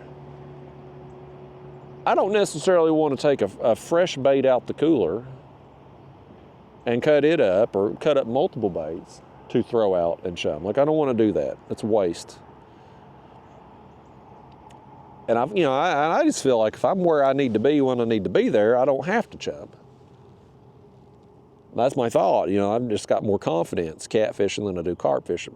The other thing, as far as like, say, chumming an area in advance for catfish, like sometimes carp fishermen will go out multiple days in advance and chum an area and kind of get them used to feeding there, or get them used to feeding on a certain type of bait, and then they'll go out and fish for them. And I don't do that at all catfishing. I've never done that for multiple reasons. One, again, it would require a lot of bait to do that. It would require a lot of time to go out multiple days in advance just to dump bait. And then lastly, and this I learned down in Texas. So back in, I believe it was 2022, I went down there and fished with a guide, a buffalo guide. I was hoping to learn about buffalo. And that was like the worst trip of all time. It was cold. It was like extremely cold. And we didn't hardly catch any fish. Like, at least not the no buffalo anyway. We caught fish, not buffalo. What a disaster that trip was. But the guy I was fishing with down there, the guide, buffalo guide, like, he would go out periodically and chum the water. He had been chumming before we got there. And then every few hours he would go out and dump bait to try to feed those fish and get them in the area and stuff. And man, let me tell you, we didn't do very good for the buffalo, the target species. But my God, we must have caught a gazillion. And I don't know how many a gazillion is, but it was too many to count of channel cats. Because we had been chumming the area, it had drawn in the catfish, like it worked on them. But you had a million channel cats there taking advantage of all that chum, all that free food. And what I don't want to do is chum an area out here for catfish and draw in every damn channel cat and every dink-sized blue in the area. And then when you go back out, sure, there might be some big fish. There might be some big fish there too you might draw in, sure. But you're going to have so many small fish there, every time you drop a bait down, they're going to be all over it. And that was part of our problem. We were out there trying to catch buffalo, and there were times we couldn't keep a line in the water because of all the damn channel cats. And so for me, when it comes to catfishing, like, I would rather take my chances just setting up on a spot like this where I think fish are either going to be or they're going to move through, and have them do it on their own time, just naturally, as they move spot to spot or move from a area where they're going to a deep water retreat up to a shallow water feeding area. I would rather try to be on the water and have that happen organically than to try to manufacture that by chumming an area and then just getting pounded with small fish. And it's not that I'm opposed to catching small fish, but what I don't want is a channel cat factory, where every time we drop 2 baits down here like we just did, that we've got just small channel cats just there, just pecking and nipping and destroying the baits. And that's what you have happen. If you're on a pile of small fish, which you will create if you try chumming, your baits on the hook are going to get destroyed. Man, they are going to get destroyed very quickly. So that's why I don't. People have asked me numerous times, and that's why I don't chum for catfish. Chumming, it's depending on what state you live in, it may or may not be legal. We are allowed to do it here in Tennessee. Like, we can, it's perfectly fine. But I just don't do it. I feel like I'm good enough at catfishing that I can go out most days and have a reasonable expectation of catching fish. So it's hard for me to justify the time it would take to bait an area anyway. You know, because I mean, it's time consuming to launch a kayak, go somewhere, drop bait, go back. You know, it takes time. I would rather spend that time fishing with lines in. Now, if there was a way for me to bait for skipjack, let's say, so that I could cut my time down on trying to catch them, well, now that's a different story. Maybe you talk me into that. But when it comes to catfishing, I don't feel it's necessary. And I think it would just be a detriment to myself. Carp's a different story, though, because, I mean, they're kind of, well, they're just a different species of fish. Catfish, contrary to popular belief, catfish are predators. A lot of people have a mentality, and that mentality still exists today, about catfish, that they are bottom feeders. That they're just going around eating trash off the bottom, dead fish and stuff. And they will. Like, they're opportunistic. Like, if we got a piece of cut bait sitting down there, they will eat it. But the bulk of a catfish's diet throughout its life is going to be live organisms, if you will. It's going to be live fish. They're going to eat a live bait fish, or in some cases, live sport fish. You know, everything's on the menu for a big catfish. So live fish, they're going to be actively chasing live fish for a big portion of their diet. They're going to be eating mussels for a big portion of their diet, which are, you know, again, it's a live organism, but they're going to be eating those. Other things that are on the bottom there, you know, depending on the size of the fish and location, maybe it's like insects and larvae and stuff, but like, they're going to be eating a lot of that. They're not just down there eating trash like the mentality of some people have. That's like what they seem to think. It's just catfish are just, they're eating the trash off the bottom. That's just not the case. They'll eat a piece of cut bait if it's there, but that's garbage ain't going to make up the bulk of their diet. Now, carp, on the other hand, carp are more, you're going to see them more in your shallow, kind of weedy areas, if you will. Like, there's been times that I mean, I've caught carp on my ultralight gulp minnow in the mouth, like where they've ate a gulp minnow. I've caught carp bass fishing before.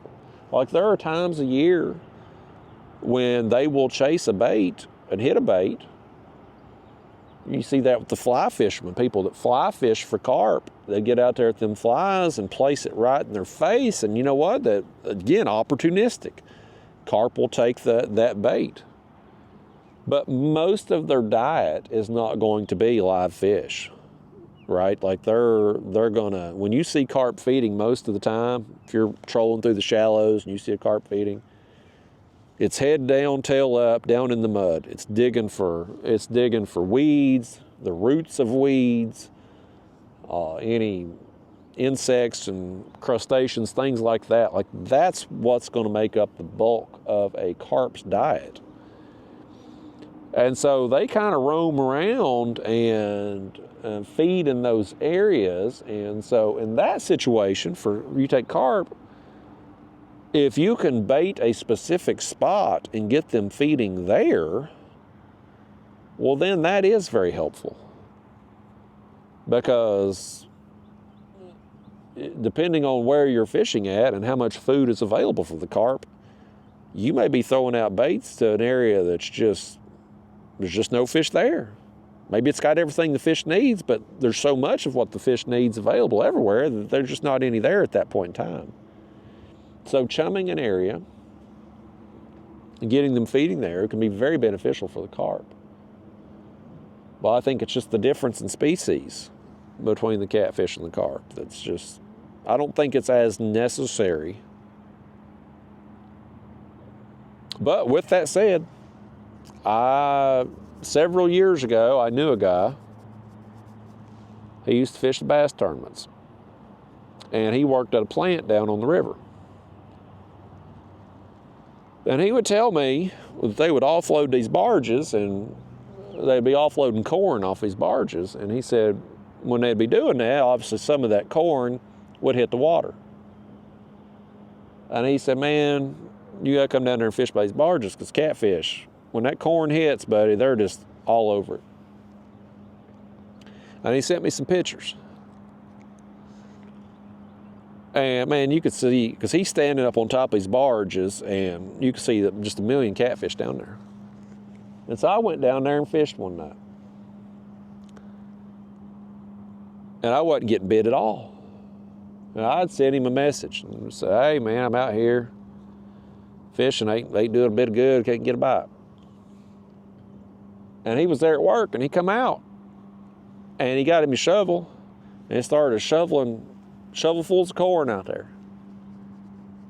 And next thing you know, the water is erupting with catfish, buddy. They're like all over it. And every time I would throw out, and I was using cut bait, I'd throw cut bait over there and I'd reel one in. I got that and unhooked, I'd throw back out again, boom, another one on it, man. I mean, when that corn hit the water, it was like ringing a dinner bell for them. Here they come, they're ready to eat. But he had to go back inside, go back to work.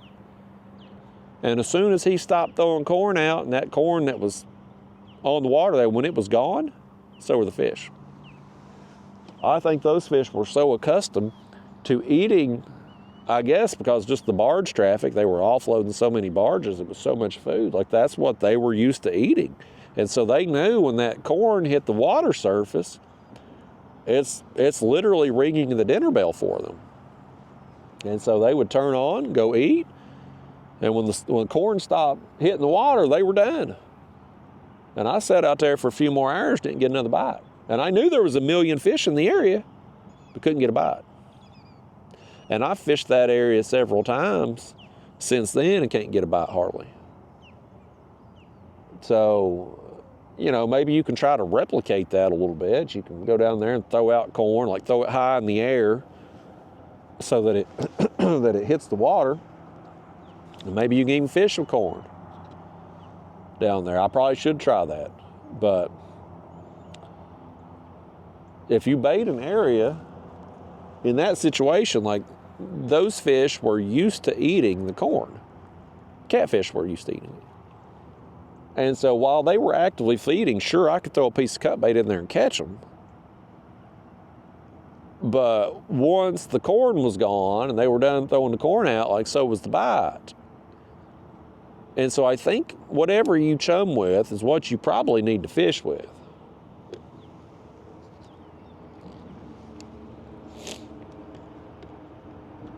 So I mean, like, you know, you take today, we're out here with skipjack. Ideally, if you're gonna be fishing with cut bait for catfish and you wanted to chum an area, you would bring out a bunch of bait fish for a day or two, 3 in advance. But then again, you got to go out and catch all them bait fish. So you're going to spend all that extra time catching the bait. You're going to spend all that extra time going out in the water just to throw that bait out to chum with. And I mean, it's a time-consuming endeavor, really time-consuming. And I would rather just spend my time out here with the lines in and try to get these fish that are just organically working through. That's just my preference. That's my thought. But I've had a lot of people ask me about it. And so might as well address it, I guess. I'm gonna kick back and relax here again. Them fish that were nipping, they seem to have moved on. where we at on time now? We're over the 2-hour mark, so we got our 1 fish per hour average here right now. Still intact, still going strong. I told you this just wasn't, I tried to warn you in advance, today wasn't going to be action-packed day. If we get our 5 fish today, 5 or 6, it's going to be a good day. I'm going to consider it a good day. The quality of the 2 we landed hasn't been bad. I would certainly like bigger, but that flathead's really what I want. That's really what I want today. I'll tell you something else I want. And it's a damn shame I've had to go get it myself. Let me tell you this story, buddy. And look, first off, let me set the stage by saying this. I understand that we live in a day and time where everything costs more money. Inflation's up. Everything costs more today. Materials, food, shipping, everything is more expensive today than it was last year or a few years before. I get it. And companies are out to make a profit, right? And preferably the biggest profit possible. I understand that. But do you have to cut corners on everything? Like, can you not just on some areas of a business say, I know as a CEO, business manager, whatever the title is of that person in that organization that's calling the shots, in certain situations, be like, look, I know we're not going to turn maximum profit in this area,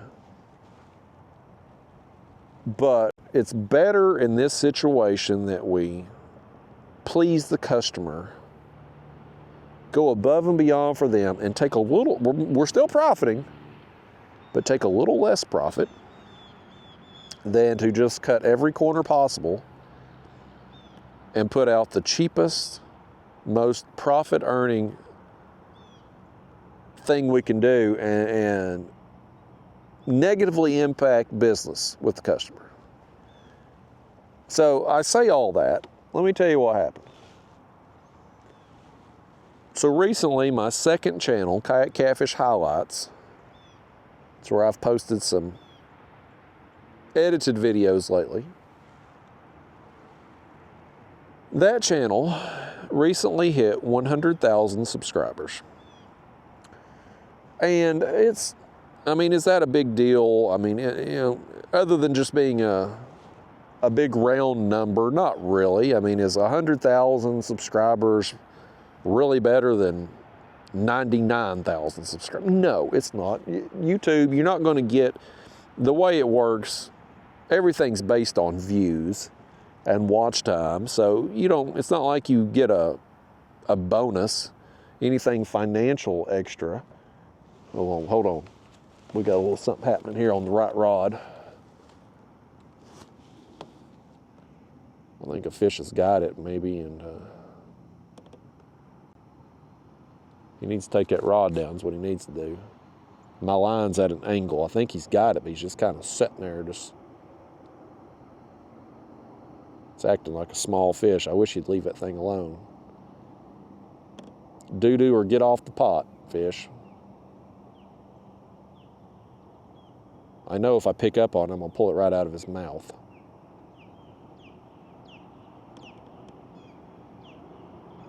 He might have it. I don't know. Maybe it's just a really small fish. No, he's gone.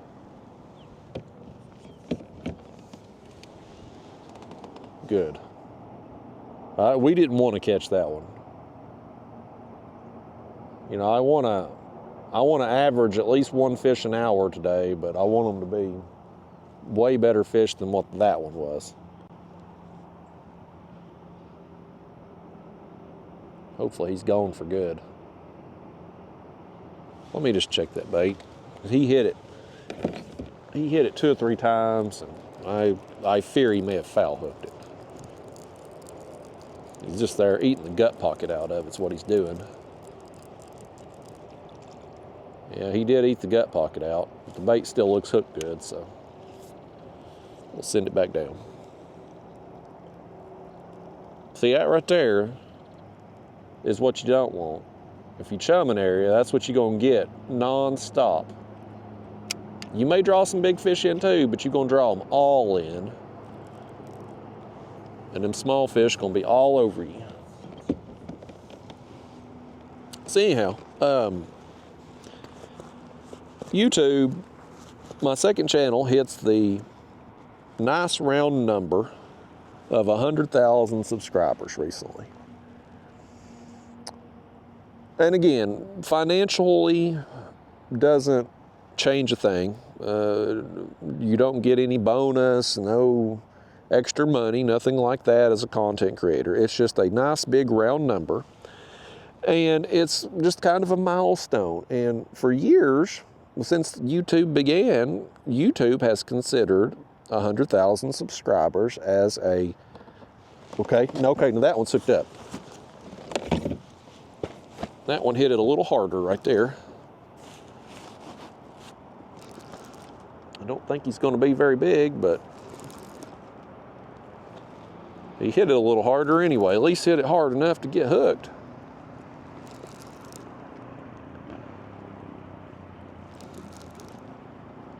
Yeah, this one here ain't going to measure up to the other two. Fish, you should have left that bait alone. Yeah, he got the cut bait hook though, didn't he? Just a dink. Dinkity-doo-dah. Dinkity-doo-dah day. Come on, let's get you unhooked. I want to get a bait back down to this, and he's going to show out. I want you to open up that mouth and let me have that hook back. Would you? Open up that mouth. Look at this thing. He has clamped that mouth shut right there. Open up.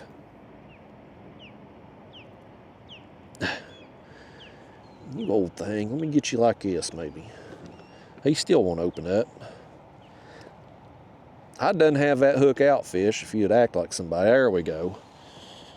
That's all the camera time you get. You on out of here, you old thing. You old devil.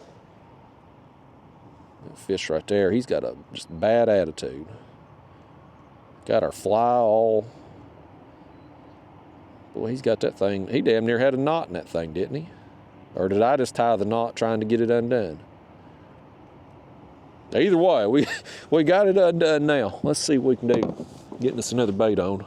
And I'm going to tell you what a bunch of cheap asses YouTube is these days. This is I couldn't believe that this happened. This is the damnedest thing. Y'all may not be surprised, but honestly, I was. Let's get this bait on here first, though. Well, that's fish number 3. We're still on pace for our 1 fish per hour. Still need a flathead, and we still need some quality.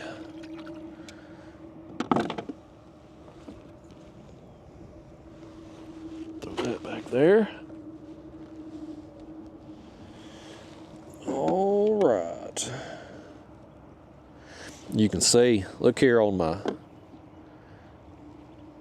cutting board. That right there is the size of the shad them skipjack are feeding on right now. So you want to match the type of size of bait that they're eating with your lures for skipjack.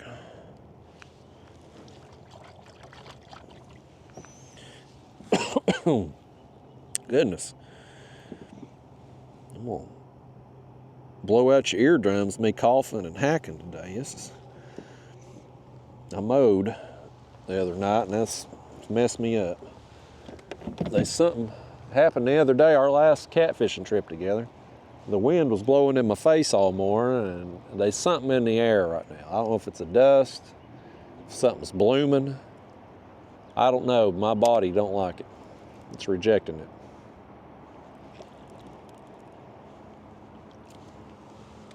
All right, we're back in the game.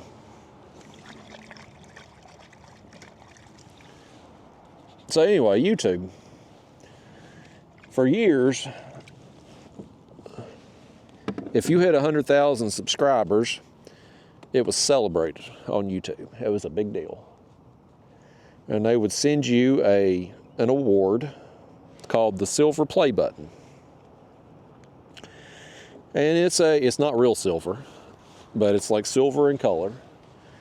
And it was yay big, the Silver Play Button, and then it would be like inside of a really nice plaque, like a plaque that you would be proud to put on your wall type thing. I mean, just a heavy duty, like you hold this thing and you're like, it's a real award. It's like really nice.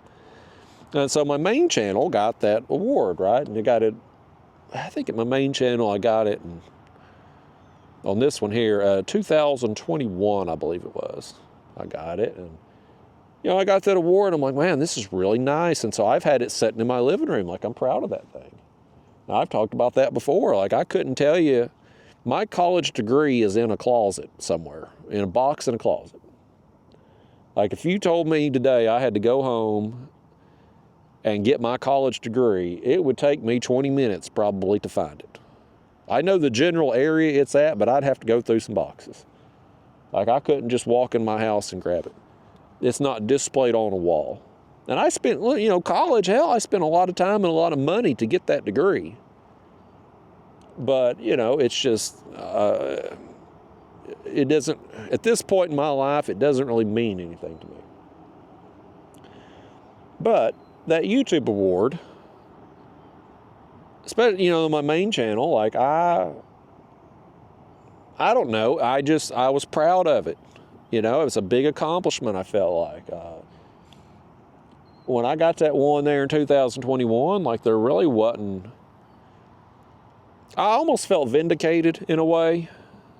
And this will sound silly for me to say this, but like for the longest time, I mean, and in some point, even still today, in a way, like I kind of felt like an outcast in the catfishing community. You know, I used to get kind of looked down upon, if you will, because I'm in a kayak. Because in the catfishing world, in the catfishing community, there's the bank fishermen and there's the guys in the boats. And anything else in between there, kayak, canoe, whatever, you're kind of just second-rate citizen, second-class citizen. You know, you're not in the club. And so people would look down upon me. You know, people would like, you're going to go catch a catfish in there, you'll flip that thing, you hook a big fish. You know, I'd hear that all the damn time.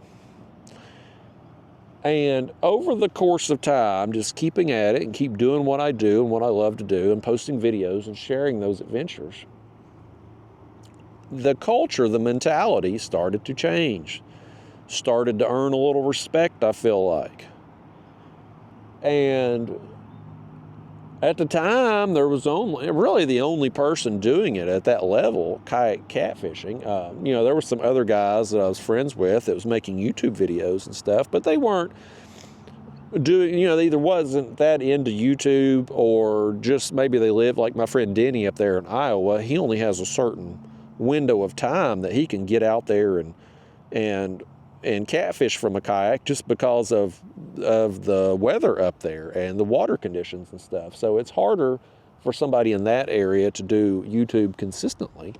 And so for me, living where I did and doing what I love, like I was able to really go after it and kind of not only change the attitude that people had toward people who fish out of a kayak, you know, kind of earn a little respect, I felt like, too. But just on YouTube in general, like, you know, I've got one of the biggest catfishing channels on YouTube today.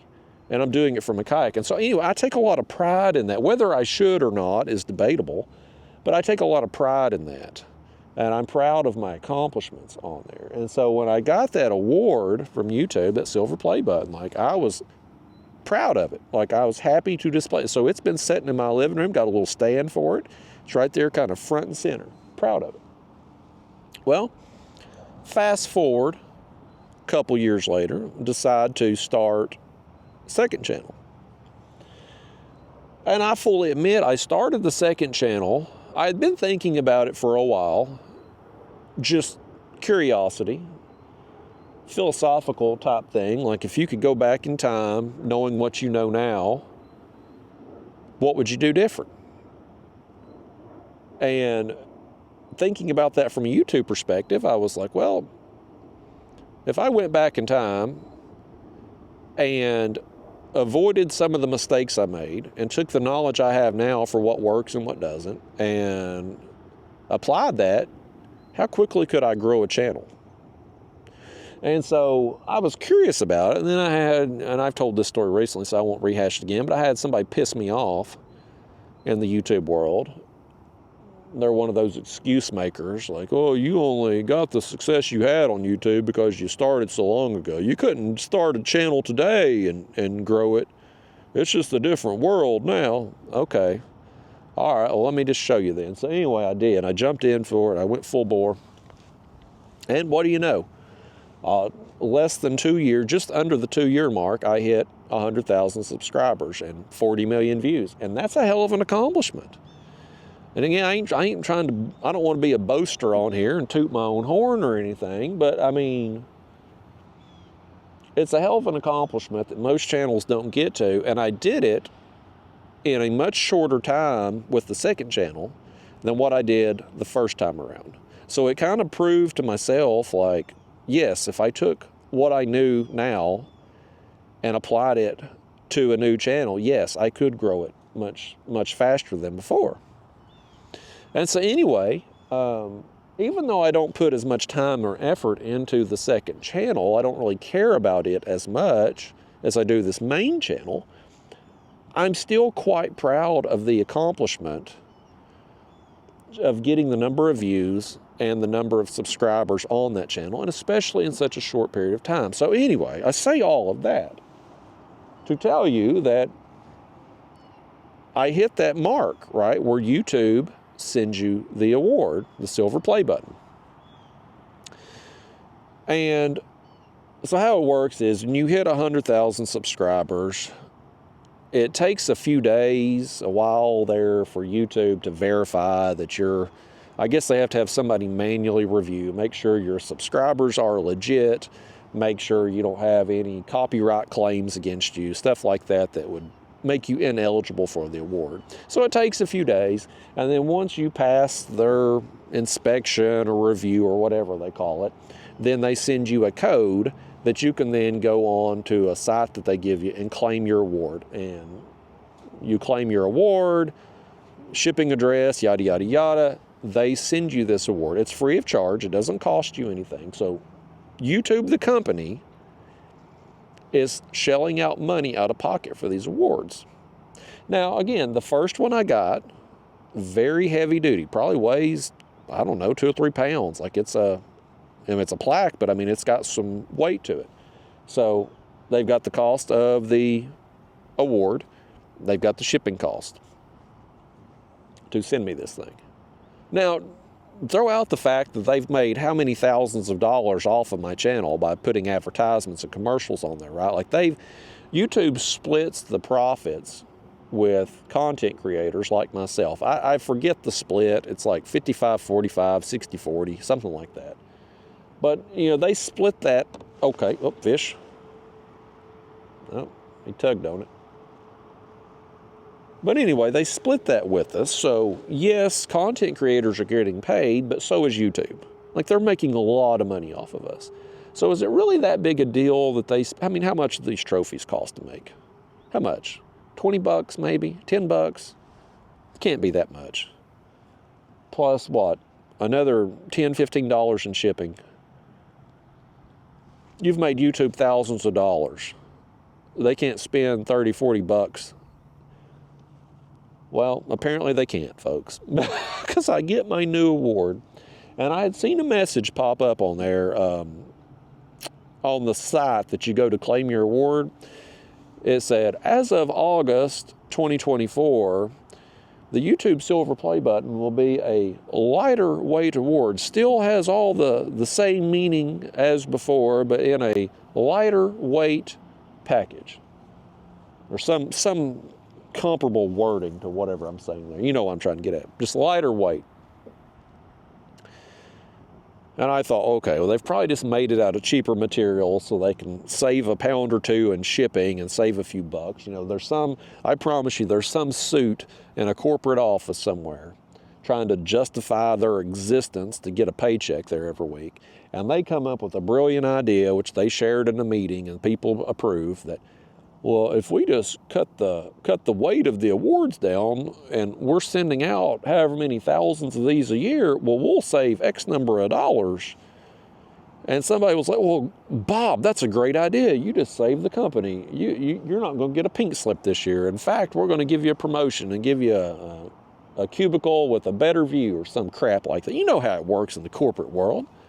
They're all about anytime you can bring something that'll save a company $5, hell, that person's going to get promoted.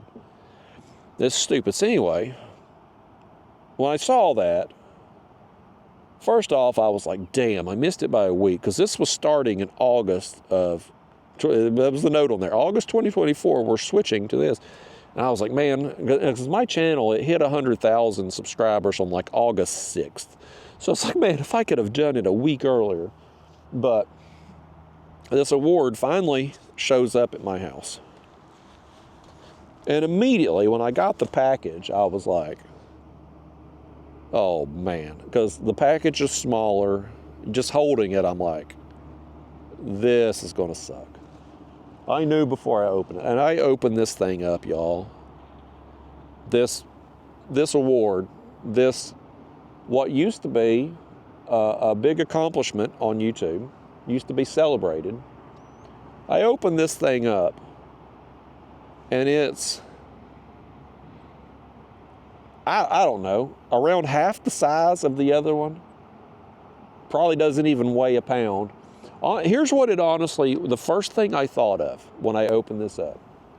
It's like if Temu made a YouTube Silver Play button, this is what you would get. I mean, this honestly, this is like a Chinese knockoff of a YouTube Silver Play button. And I looked at this thing and I held this thing up and I'm like, I don't even want to put this up in my living room. Like, I don't even want this damn thing. I'm like, you know, and it's just kind of insulting. Because again, YouTube, they make a fortune off of us content creators. Like, they have the platform. It's content creators going out and putting the time in to make the videos. Like, they're basically the pimps, right? Like, they're the bookies. They take on really none of the risk and get most of the profits. And hey, kudos to them for doing it, right? Like, they built the platform. They're the only game in town to do this kind of thing. Like, hey, I got no problem with them taking a cut, right? Like, I'm extremely grateful to have this opportunity to be on their platform and share my fishing adventures and earn a check doing it. I'm very fortunate to be where I am. But if the only thing you're going to do with these damn awards is give me a Temu version of this thing that, I mean, looks like trash, y'all. It's so pathetic. Like, don't even send it. Like, just do away with it. Just say, hey, we're not going to do awards at 100,000 subscribers anymore. Don't insult me and other content creators by sending out this piece of trash, which is what it is. And apparently I'm not the only one that's upset about it, because some other people got theirs too. And the internet's kind of, I got around and looked. I'm like, I can't be the only person that ain't happy with these new awards. And I wasn't. There's all kinds of people on there pissed off. But I mean, again, it's like, I understand companies are out to make every dollar possible. And I'm sure, I don't know how many people qualify for this silver play button every year. I don't know the numbers on that. I'm sure it's quite a few. I'm sure it's a lot. And by cutting the size and the weight down of this award, I'm sure they probably cut the shipping charges dramatically and the cost of the award itself. So multiply those savings over however many thousands of these things they're going to send out.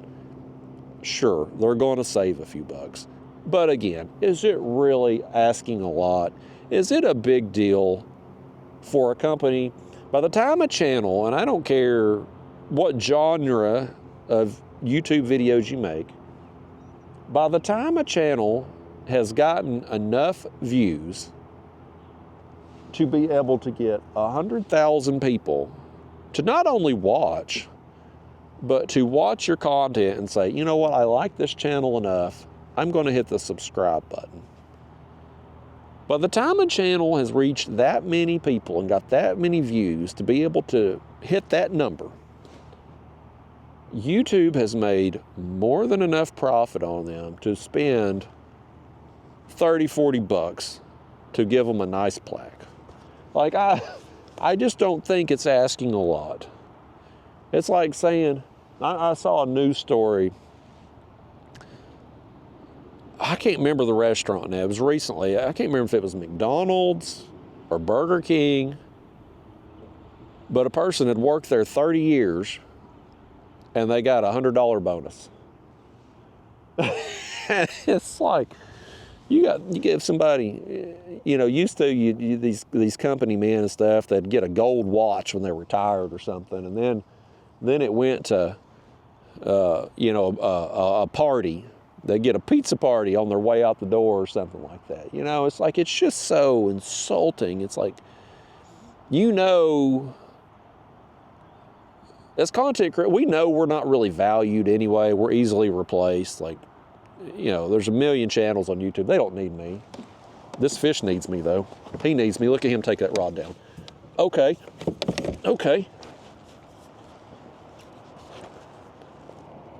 Got us another one here. I think it's going to be another blue, though. I feel him rolling. It's all right. It's another bite. We still ain't got our flathead yet. We still ain't got our monster yet, but it's another bite. I'll take it. That'll be 4 fish within, where's our time? Less than 3 hours. So we're still on our pace that I was hoping for. Still got a chance at 5 or 6 fish today.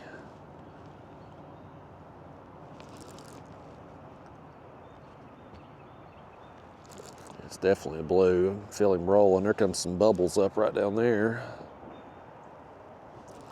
Let's see. Should be getting a look at him here in a second. Yeah, this is another. Boy, this one here's beat up. This one here probably ain't been off the nest very long.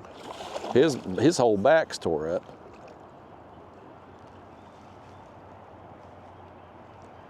Yeah, this is going to be another fun-sized fish that's super skinny. The post-spawn bite, where I've been getting them at, started later in the summer. And I'm wondering up here, this fish here obviously ain't been off the nest too long because he's still real skinny and is still got the marks on him. I mean, he's scarred up in the face and the head, like he's really still beat up. Like, this one's fresh off the nest. We're still getting some post-spawn fish here, folks. It's just not, been a weird year for that. It's been everything's been later this year.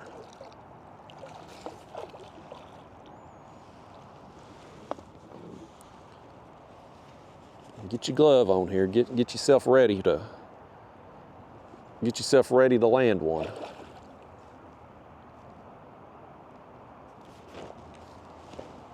He wasn't much of a fight, but he don't really want to be still, does he? I'm gonna show you this thing's head, man. He is beat up. This one had a rough spawn right here. Come here, fish. You need to go, instead of over here eating baits with hooks in them, you need to go down there to Walgreens or something. CVS, Revco, whatever you got down there in catfish world. Go down there and get you some salve, put on them wounds. Okay, come on in. Come on in here, fish. Nasty old thing, got some leeches on your mouth right there. He's got this hook in the back too, don't he? Let's throw that out. Let me do you a solid here, fish. What's some leeches right there? Get that old thing off. Here's another one. Get that old leech off there too. You ain't never gonna get a woman with leeches all over your face, fish. Ain't no woman wanna be smooching on that nasty thing. Oh Lord, we got a water spot on the lens. How long's that been there? Let me clean yous off here. You gotta holler at me. It's still kind of dried on there. I wonder how well y'all been able to. Let me do the camera that way. I can't half see. The glare I can't see. I'll fix it here directly. Y'all gotta holler when we get water on the lens now. Yeah, look at this fish. Super skinny. But look on his head. You see all them marks on there? I mean, he's scarred up from the top of the head all the way back to the dorsal fin. Like, he's had a rough time. These things, they get in these cavities up under these undercut banks and rocks along the bridge, and that's where they spawn at, is kind of in holes and cavities and stuff. And they got to protect them nests, turtles, other fish and whatnot. And sometimes they get tore up going in and out of the places they're getting into. And sometimes it's just fighting off stuff. But when they come off the nest like this, you'll oftentimes see fish that are just all marked up, scarred up and whatnot. But this one, this is very late in the year to be seeing this, but he clearly just got off recently. So I'm gonna let you go, fish. You can get down there and get to eating. You need I mean, this thing's super skinny fish. Go on, bud. That fish right there. Hard times, but they go through it every year. It's just part of being a catfish. Something about this year, though. It's just been, everything happened later this year. I don't know why. I don't know what was different about this year, but the post-spawn bite started way later. I'm gonna see if I can, bear with me a second here, y'all. I'm gonna see if I can take this rag and, there we go. Now yous look so much better. All right. Well, hey, that's another bite. That's four within 3 hours. So that's progress, folks. I'm still holding out some hope here that we're going to get our big one and possibly even get that flathead. I really think that one bite we had there earlier was a flathead. I really think so. I think it was a small one, but I think it was a flathead. We'll never know.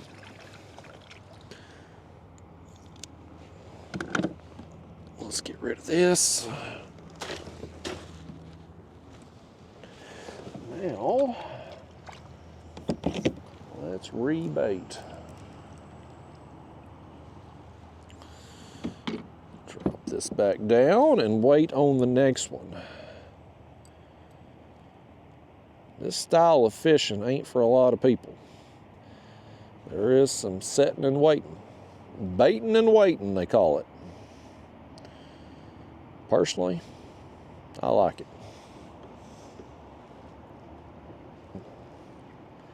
This is more my style.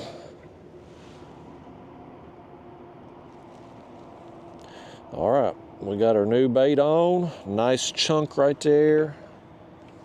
Good and fresh, lots of blood, oils. Drop it straight down, raise it up, couple 3 feet. Be ready for the next one. But yeah, anyway, folks, that's my experience with the new YouTube award. Just totally unimpressed. Not even going to display it on the living room there, because you can't. I mean, hell, what am I supposed to do? Set it next to the other one when this one's half the size and looks like, I mean, it's so stupid that they would do that. A bunch of cheap asses. So here's what I've done. Instead of just accepting, being like Clark Griswold. You remember when Clark Griswold, he was all excited he was going to get that Christmas bonus. He was going to buy the pool.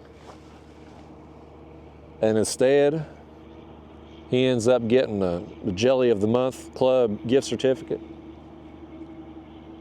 which is the gift that keeps on giving, as we learned from Cousin Eddie.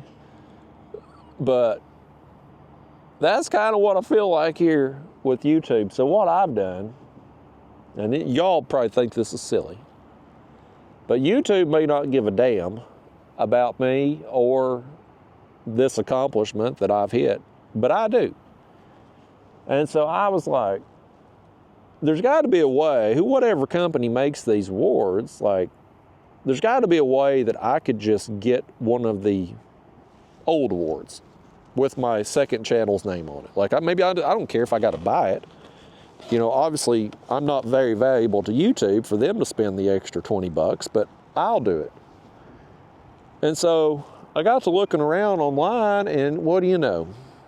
You can get the exact same thing that YouTube sends you, actually on eBay.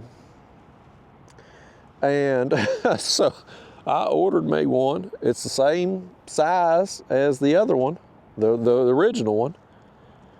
Now, I don't know, who knows what it'll look like when it shows up. But I spent, it was like, I think it was $65. And that included the shipping. And I was like, hell, it's worth it to me. So I know that's stupid, and I shouldn't have to do that. YouTube should have spent that extra money. Or here's the thing YouTube could have done too. If they're cutting the size and the weight to save money, which that's the only reason to make a change. That's the only reason to make these awards look worse, is to save a buck, right? That's the only reason why they would do it. Pass the shipping on to us. Keep the award the same, and say, when you get that code or whatever to claim your award, and you put in your shipping address and all that, have a little checkout feature where you pay whatever the shipping charge is. 15 bucks, 20 bucks, whatever it costs. Pass that on to us. Don't cheapen the award. Don't dumb it down. Don't insult us content creators. Just because I would rather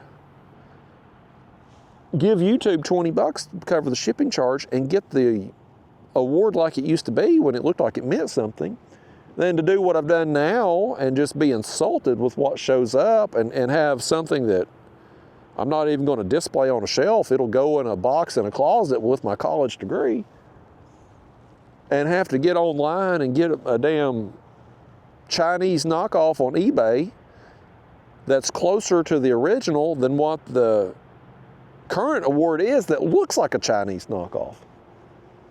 You know what I mean? Like, we could have, it would have worked out better for everybody. Just pass the shipping cost on to me, or give me an option.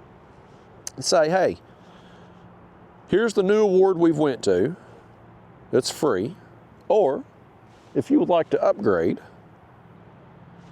click here and pay. Like, there's a lot of ways they could have done it, but instead they try to sell you on, like, it still has all the same awards, mean just in a lighter weight. I'm like, no, it ain't just lighter weight. It's significantly smaller and looks significantly cheaper. I couldn't believe it, man. I couldn't believe it. You know, and on one hand, again, I'm not surprised because all companies are trying to cut expenses anywhere they can. But it's like, man, I know what I've made on YouTube from that second channel, which means that YouTube has made equal or more than I have. And again, it's just, they're my pimp. Like, they're not out there shaking their ass. Like, they're just collecting money from the Johns, you know? And they couldn't even spring a few extra bucks for the better quality award. It's like, so anyway, by God, I'm getting my own award. And I hope it shows up. We got something after this head here. This fish said he got the cheap award down there too. He hit it a couple times. Down there nipping.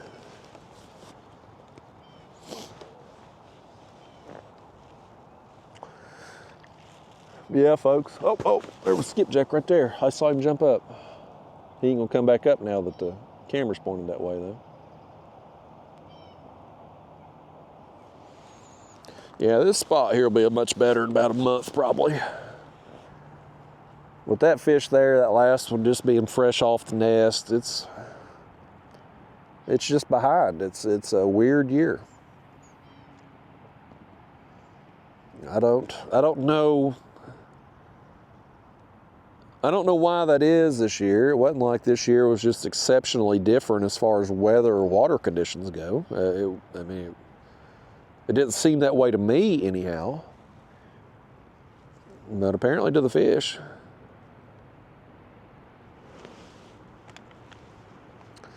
That's all right though. We got them dialed in though. Once you get your timing right, then everything gets a little easier. You know, the bite I've been on main channel ledges and fishing the deeper ledges, deeper holes and stuff, and getting the fish in previous videos,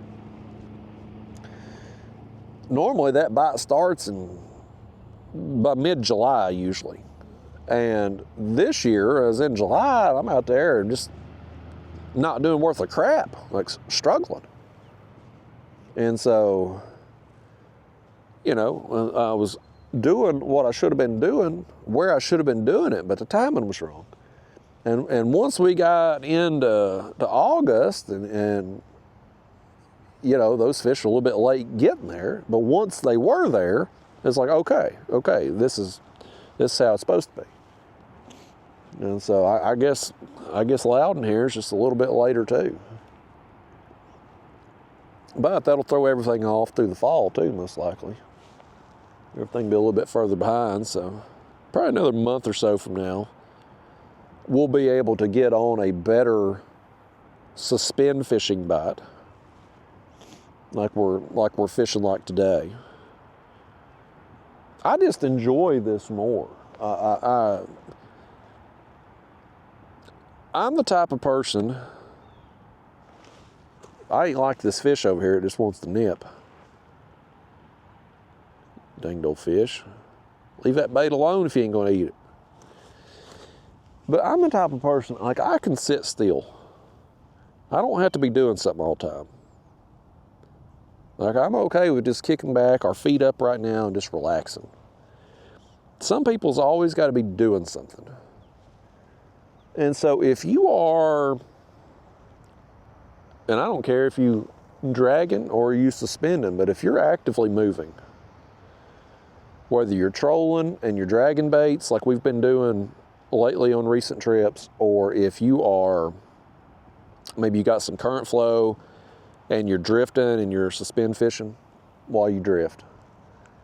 When you're actively moving, there's always something going on, something to be done. If you're suspending baits, as the depth changes, you need to raise and lower your baits. Change the depth as your depth changes, right? Like you're constantly doing something. If you're dragging, your baits, I mean, they're back there. It's kind of set it and forget it, but you're going to get some snags occasionally. You're going to come through some areas. You got to raise your rods, try to pull through. You're following a contour, so you're watching your graph. You're trying to keep yourself positioned right. Like there's more stuff going on. Like there's stuff that you have to do. You got to keep your mind kind of has to stay engaged a little bit. And even though you might not be doing much, because your mind is engaged, I think that it kind of seems like you're doing something. Whereas when you're fishing like we are today, I come out here and I get us set up first thing. Again, today I used the Navionics app because y'all didn't charge the damn graph battery. But I pull it out and I set it up and I dropped anchor. In this kayak, without having the motor with GPS functions, like I have to use a physical anchor. And so I've got a dumbbell, just like a workout dumbbell. I think this one's 15 pounds. Seems like I had a 10 pound and I lost it. Is this fish here gonna? He took that bait and he stood up, the rod tip stood up. Let's see if he takes it down here in a second. It may be the same fish that was on that head bait a minute ago, just nipping. I think he let it go then. Yeah. Y'all tell that fish to leave it alone. But, you know, today we've got a physical anchor, a 15-pound dumbbell. We get out here, we figure out where we want to anchor, we drop that down, we tie off. We get our baits cut up, we drop them down, get them suspended there, just off bottom. Once we've done that, we're done. Like we're just waiting on fish at that point. There's nothing more to be done. You know, our depth isn't changing, we're setting still. There's nothing, we're not looking out for snags because we're not moving. The only snag we're going to get today is if a fish hits our bait and happens to run into the anchor rope, which that can happen. That does happen sometimes when you're in a smaller kayak and your anchor rope is pretty close to where you're fishing at. Like that's possible. You hit it again there. They must have ate all them little pieces of cut bait there we'd cut up. Now they're up here chewing on our main bait.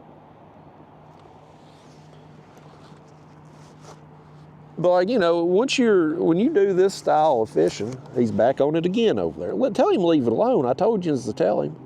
Don't make me tell him. I'll raise my voice and use some foul language and he won't like it.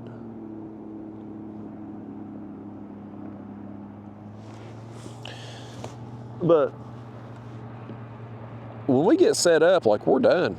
Like, I mean, at that point forward, it's just waiting on the fish. And some people just can't sit still. And they'll be so damn bored, or they'll just be so antsy. They're looking for something to do, you know. This all happens every time I bring a bass fisherman. And a couple times a year, it seems like, I'll get a pro moderator to come out and go catfishing or something, or you take a bass fisherman. They cannot, like, it just drives them crazy to be sitting in one spot and waiting. Like, they just, you know, and listen, I get, you know, everybody's different. I ain't saying my way's the right way. There's a lot of ways to catch catfish. You can catch them a gazillion different ways. So you're not locked into one certain style of fishing. Even the guys who anchor, you know, a lot of people will do this style of fishing, whether they're either suspending or they're casting baits out. Has this fish got it for real this time? A little bit more weight on the rod tip this time. He better get it one of these times. Okay, now he's got it. I'm sick of his ass. Oh, he just come free. I think he got our bait. I don't feel it on there. Call the law. One of you's holler at the police. We done been robbed. I told you I was sick of that fish, and he just stole from us. We ain't putting up with none of that. By gosh. We ain't having nobody steal from us today. It just happened, though. Sure as the world it just happened. Let's send another one down. Luckily for that fish, I got plenty. He could at least bit the hook, though. Let us tug on him a second. That'd have been the polite thing to do. These fish got no manners.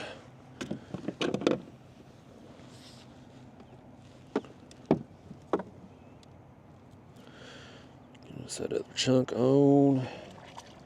I wonder if I shouldn't go ahead. I got that other head cut from where we had cut the midsection out on that last bait. I wonder if I shouldn't just go ahead and, I can't remember how long it's been now. I don't think it's been too terribly long. But we could go ahead and switch it out, because no more, with us being on pace for a little over 1 fish per hour right now, it wouldn't be the end of the world. Is he already on it?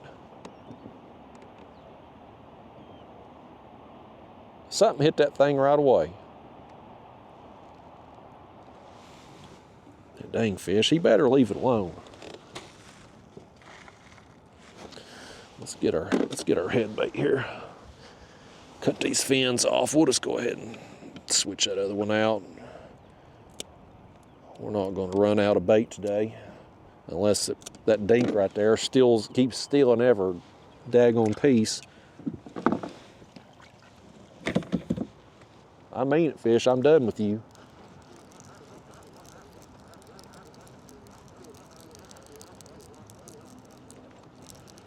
Let's check our bait. Yeah, I mean, this bait still looks pretty good. A normal day, I'd be happy leaving this bait out and feel real content with it, but today we're going to go ahead and spruce it up.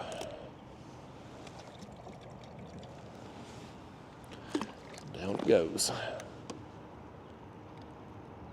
Maybe what I need to do is take one of them skipjack tails, or midsections or whatever, and cut up a little bit more, smaller pieces. So whatever that fish there, whether he's a small blue or a channel, doesn't really matter. He's being a nuisance right now. We'll just take some smaller chunks here and cut up and hopefully feed him so that he'll leave our bigger pieces alone. You know, get him something that he can actually get in his mouth and eat.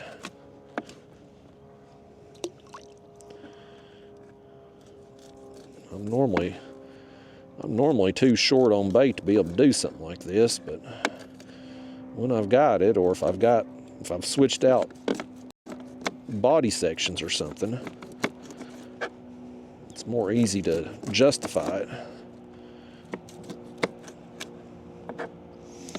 Just want them real small. You know, the small cats that's down there nipping at your pieces of cut bait that's on the hook, they're clearly, they can't get the bait and the hook, right? Like else they'd be hooked up if they could. They just inhale the thing. So they're just there taking bites at it, just chewing on it. And that'll oftentimes, if they don't foul hook it, they get the bait so tore up, it's not a desirable piece of bait for when a big fish does come along.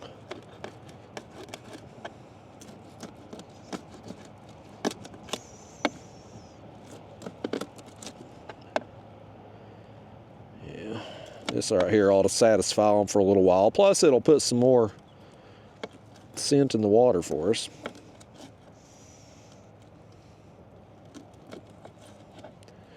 There are some, I saw that skipjack. I was looking the right way at the right time a few minutes ago. So there's some skipjack out here over this area. They're up top near the surface, but they're out here. So If the skipjack are out here, that means that there's some shad out here. So there's some food for these catfish out here over this area. Put some on that side, put some on that side.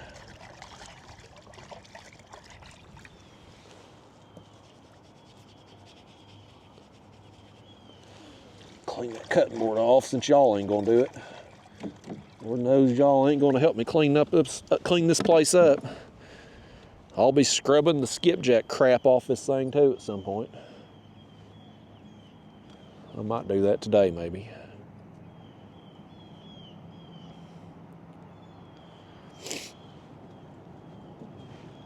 I gotta meet a fella. I hope to meet a fella this afternoon, buy one of Daphne's bikes. We got 2 bikes there at the house right now.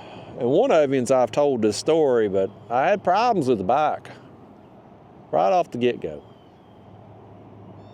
We finally got the thing fixed. They finally sent the correct part and it fixed the bike. But I've had such a bad experience with that company dealing with them. Like, there's no way in hell I'm giving them a positive review. I'm just not going to recommend them. Now, man of my word, I signed a contract to do something, I'm going to do it. And so I offered them an out a couple months ago. I'm like, look, at this point in time, the bike wasn't working. I'm like, look, you know, I've not had a good experience. I'm not going to lie. I'm not going to sugarcoat things. You know, I'm not going to risk my reputation with my audience to plug some product or company that I don't particularly believe in. And so I gave them an out and be like, look, you know, here's what, I'm not going to give you a good positive review. So my suggestion is just make arrangements. Let's get this bike shipped back to you and we'll just cancel the contract. You know, that's the best thing for them. Because if I'm not going to give them a positive review, then I'm offering them their compensation that they were giving me in the bike back, well, better to take me up on that deal and let whoever else they've sent bikes to try to plug them, right? They don't want to do that. They wanted me to fulfill my obligation. I'm like, okay. So anyway, I got that video filmed. I've been handed off to a new person. The person that I was working with is no longer there. And ironically, the new person that I've been handed off to sent me an email the other day, like the original email that they send when they're trying to get influencers to plug their stuff, like trying to recruit me to do it. I got that email from him. And I'm like, man, the left hand don't know what the right hand's doing in that company. So I don't know. I've got this video filmed. And I really don't want to post it because, I mean, you know, I don't want to get on there and I don't want to do it. But if it's what they want, then that's what I'll do. But I'm just going to let things be right now because part of me thinks I may have fallen between the cracks. Because I've been passed off to this new person and the other person allegedly quit, at least that's what they said in the email, that they were leaving the company and I was going to be working with this person. And the new person is sending me recruiting emails trying to send me a bike to do a review. I may have fallen between the cracks. So I'm going to keep the video, like keep it on file, you know, and if they come back to me and follow up, then I'll post the damn thing. If they don't, then I'm gonna reel in a fish here, I reckon. This fish has got it on that head bait. Okay, I think he's got it. Is this fish number 5 now? If we can keep him hooked.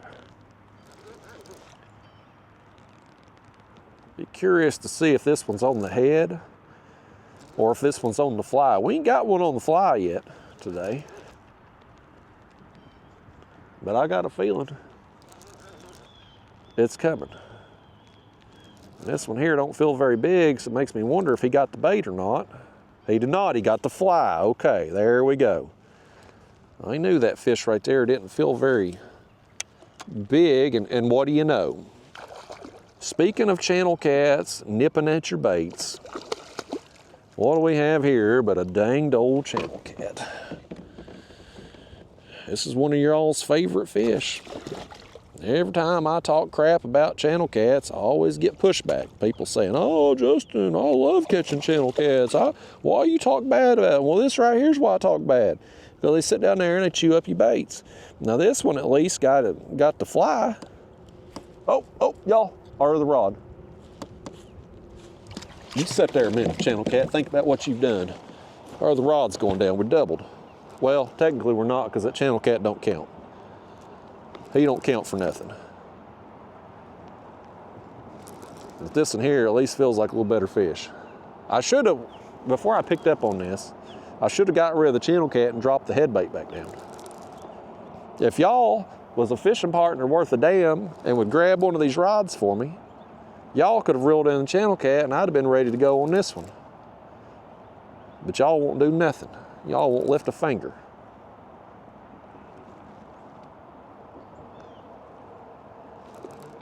This fish right here says the only finger he's going to lift is the middle one. Oh, this one got the fly too, but this one got it in the back. The channel cat ate it. I think this one right here, if he ain't careful, he's going to knock that piece of cut bait off the hook. He's already knocked the gut pocket out of it. Let's see what you've done here, fish. This is a blue. But he's got the fly in the dang gill plate.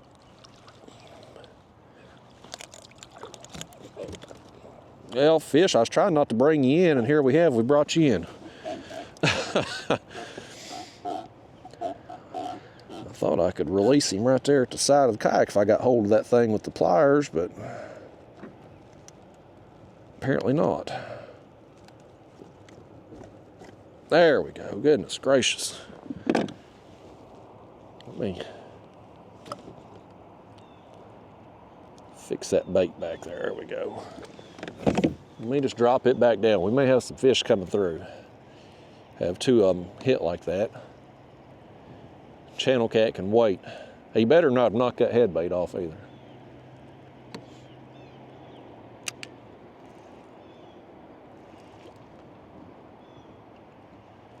Go. All right, Blue Kitty, let's get you out of here. You ain't nothing worth looking at. None of these people want to see you. There he goes. And this over here, really none of you want to see. Well, some of you do, though. Every time I've talked bad about channel cats, people get on there in my comment box and defend them. But this right here is the type I hate because they're so small. They just chew your baits to smithereens. Now, thankfully, though, this one ate the fly.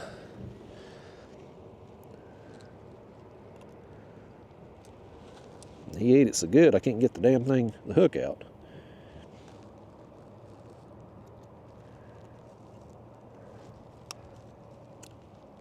Goodness gracious.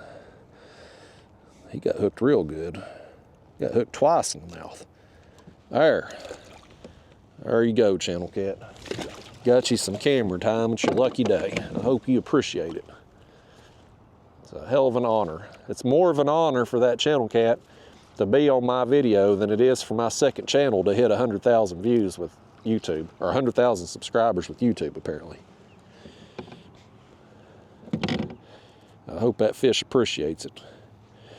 He'll go down there and his catfishing friends will have an award waiting on him. It's better than the award I got from YouTube, I guarantee it.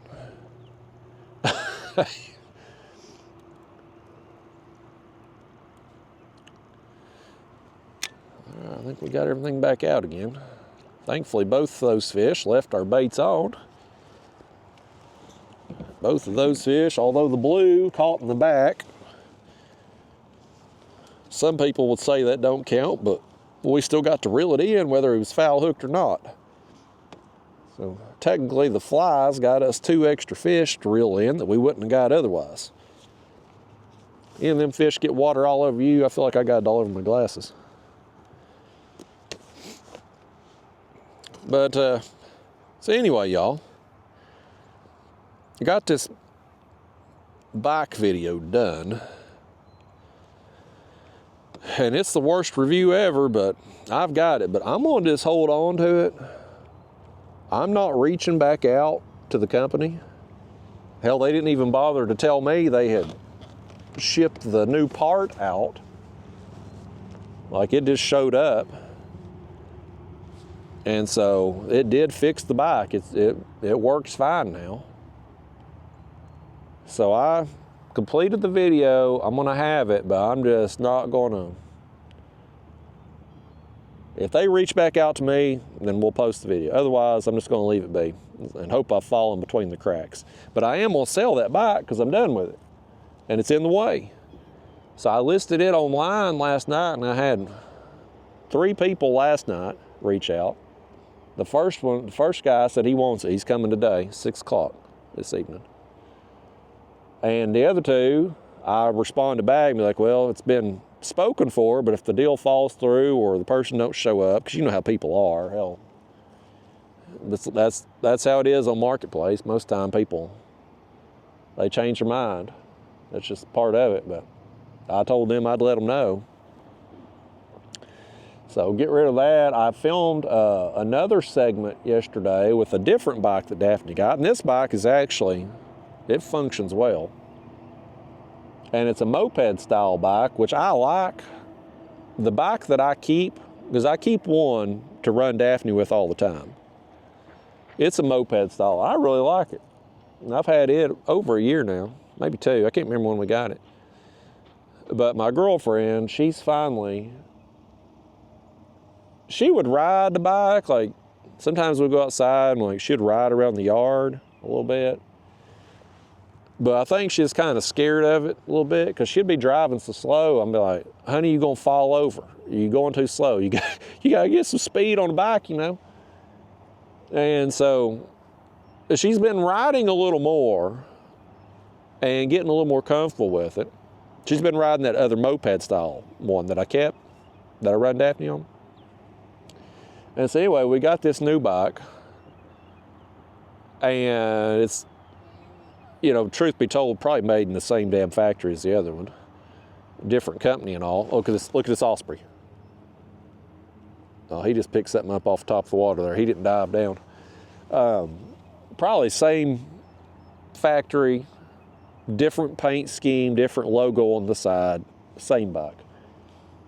But it functions well. It's a pretty nice bike, and this fish over here hit our chunk. So anyhow, me and the girlfriend got out there. I actually got her to go riding around the neighborhood, out on the road. And she did pretty well with it. And she's getting more comfortable with it where she can ride it faster and stuff. And so I think we're probably going to keep that other bike. That way we'll have 2. So I'll have 1 to run Daphne with, and then we'll have 2 if we want to go around and ride around the neighborhood. Or if we want to go somewhere and take the bikes and ride. But the company I've had all the problems with, again, the bike's fixed now at work. They sent at first they sent the piece that the battery connects into, whatever that part's called, quite difficult to switch out because of the size of the compartment in relation to the size of my hands. Like, I couldn't get my hands in there. It took way too damn long. And then that didn't fix it. So then they sent me a control panel screen, the display screen and the on-off switch. They sent that, which again, I had no clue it was coming. It just showed up.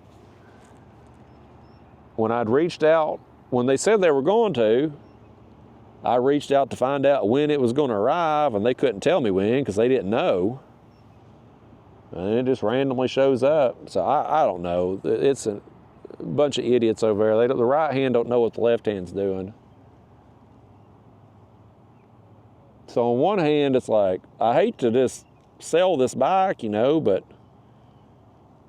without fulfilling my obligation. But at the same time too, if I fulfill my obligation, it's going to do more damage than good for them. Nobody's going to buy a bike based on my recommendation, because I ain't recommending it to nobody. I told the story that I've told y'all.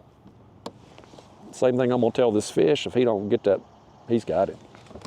Nope, he just let it go. See if he comes back for it. But I ain't gonna lie. I mean, I don't ride these bikes very long, because we've got that one, or now two, but we had the one there that we like, and that we've had for at least a year or more. And so when I get the new bikes, I'll put them together. I'll race Daphne around the yard, and that's pretty much it. So I can't really do like a full-on year-long review or something. You know, I certainly wouldn't expect people to buy a bike based on them seeing me ride it around my yard one lap. But I'm not going to gloss over anything. You know, if the bike is easy to assemble, it turns on and works, it feels good when I'm riding it around my yard. You can see what the speed we're getting going. Level, the way my yard is, it's a good place to test something, really, because a lot of these electric bikes struggle going up hills. So we've got flat areas on my yard. We can see what's the speed going to be on the flat level. You can go down a hill. Okay, what's your top speed when you got a steep hill to go down, and then we've got another hill to come back up. So you kind of get to see how the bike performs in all of them situations, even though it's a short distance and whatnot. So fish hits again. But if I have a bad experience, I ain't lying. I'm not going to sugarcoat things. I'm just not going to cover it up, and I'll let the companies know that up front. Like, I'm not. Time on my channel is certainly for sale, but my integrity is not for sale. So yeah, we'll see. I don't know. I had one other company before. It was a tricycle or trike, and that bike was a disaster, man. It was a disaster. I mean, right from the start. And I reached out to them, same thing. I'm like, look, not going to give you all a good review. Just too bad of an experience. And they were like, don't post it. I'm like, okay, come get the bike. We don't want it back. Just take a couple pictures for us and we're good. I'm like, okay, that's fine. And I ended up selling that bike. And I told the person I sold it to, I'm like, look, this thing, you know, the worst part of that bike was it took forever to assemble. It showed up in a box of parts. Most of these bikes show up mostly assembled. You put the handlebars on, you put the front tire on, the pedals, and you're good.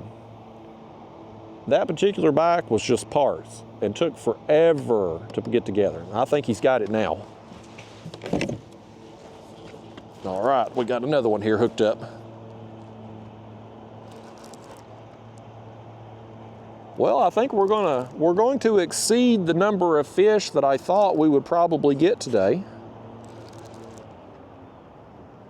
I projected 4 to 6 fish in 4 to 5 hours. So I think we're going to exceed that, but we haven't gotten our flathead and we haven't gotten our monster. A couple fun sizers and some dinks. There goes our bait. He just flung it off right there last second. It's fine, we got more.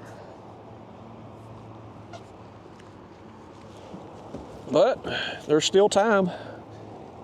I really thought our best chance at the flathead would be at first light. That's kind of what I was thinking for it.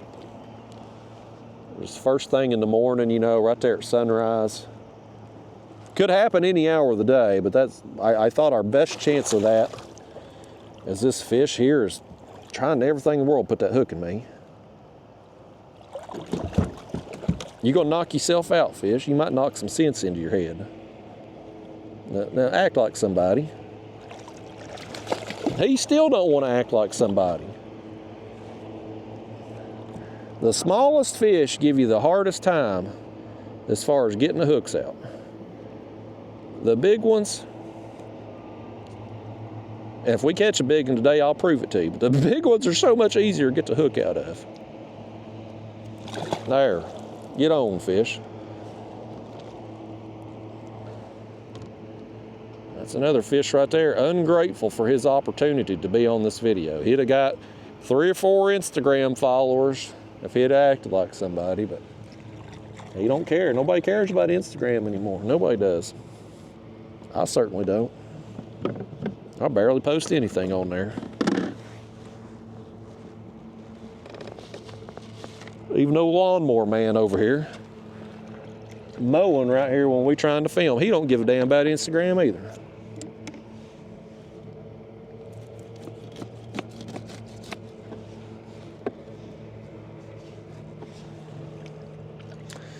Yeah, that bike, man, that tricycle, it was the biggest pain I have. And I'm not mechanically inclined at all. Like that stuff, I can put together these bikes that show up mostly assembled.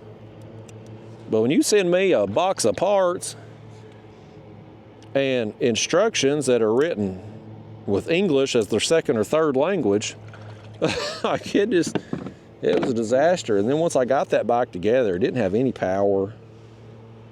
Like it was just terrible. Now I told the person, I listed it online, I gave him a hell of a deal. I told him everything about my experience. He didn't care really that it didn't have power because he was getting it for his wife, and she kind of, the way he described her kind of sounded like my girlfriend, where it's just kind of, they're fine going on like a little stroll around the neighborhood, but they don't really care about going fast. You know me, like I want to go fast, like Ricky Bobby. You know, I want to go fast. like that's part of the fun of it. And of course, I have to go fast with Daphne because she's fast. But yeah, we ended up selling that one too. So I'm pretty confident I'm gonna sell this bike tonight. Even if the original guy that hit me up first, even if something happens and he don't show up, I'm pretty confident one of these other people will buy it.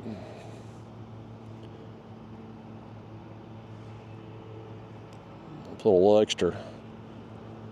extra spending money. I'm gonna have to buy Daphne a new bed. She's chewed up her other bed. I told her if she chewed it up, she wasn't getting another one, but then I start feeling guilty because that's how I am. She knows how to work me.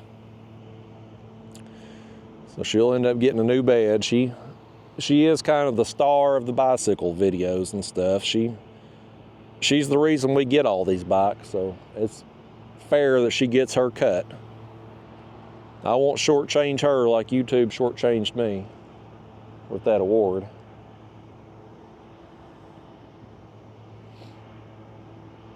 I don't even know where I'm gonna put this other award when I get it, but I'm gonna put if it looks comparable to the other one, I'm gonna put it up in place of the one that YouTube sent me. I mean, I don't even want, because anytime somebody comes over, their eyes always go to that award. You know, it's a conversation piece, and again, I'm quite proud of it.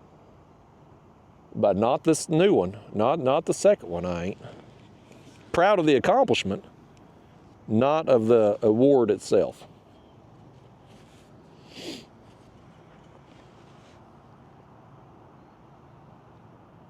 Everybody's got to save $1 though. Cut corners. That's just how it is. That's the world we live in today. You got to think it's went so far one way, it's got to come back eventually. I don't know if it'll be in my lifetime, but we'll eventually get back to making quality stuff again, I hope.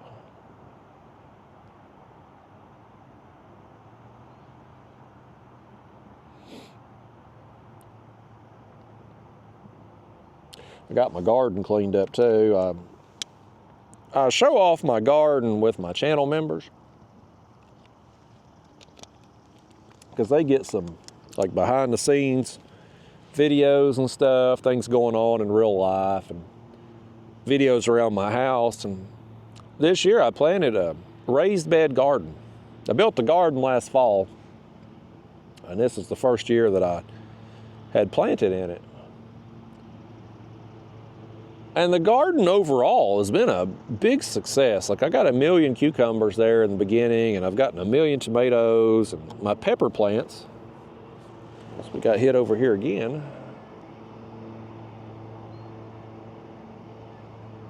Something nipped. Where's he got it?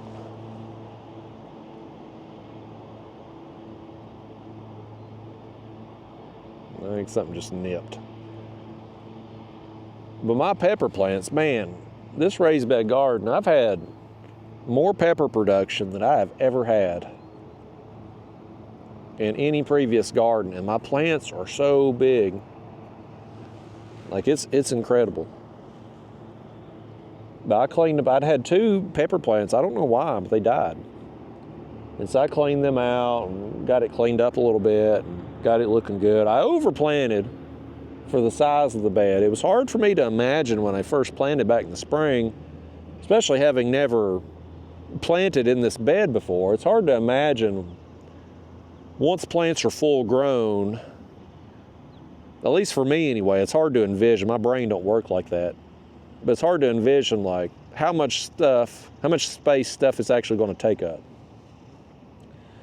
And so now that I've seen everything full grown, next year will be a lot easier. I'll plant less plants next year, but everything will have more space. It'll just cosmetically, it will look better.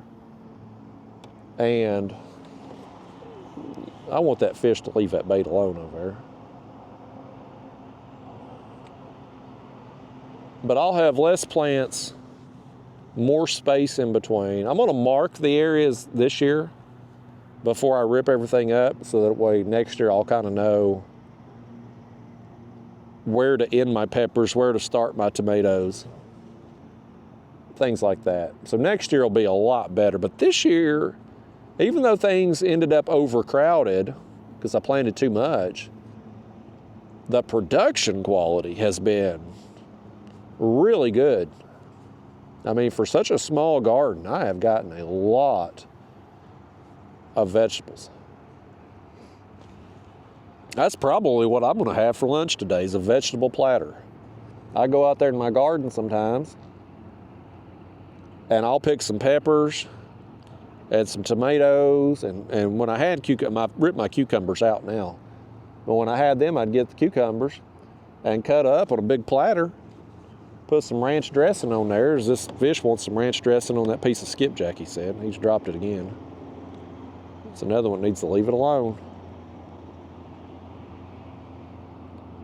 But I'll make a lunch out of that. And it's kind of like getting just a free vegetable platter. Well, it ain't really free. You've paid for it, building the bed and soil and all that. But you know what I mean. Like if you go over here to the grocery store and you buy some vegetable platter because one of your coworkers has been there 30 years, and instead of the company getting him a gold watch, he's getting a pizza party and vegetable platter as a retirement celebration. But if you go buy a damn vegetable platter, hell, it's $15, $20. And it's some vegetables, and they've cut them up and got some dipping sauce in there, some ranch dressing or something. Well, I can make that at my house. I can cut up my own daggone vegetables. So I think I'm gonna have that for lunch today, because when I cleaned out the garden and everything, I picked a bunch of peppers. Like it had been about a week or so since I'd picked any, and they were huge. And so I got a bunch of bell peppers, a bunch of banana peppers, got some tomatoes, and like I'm gonna cut them up today and have me a vegetable platter.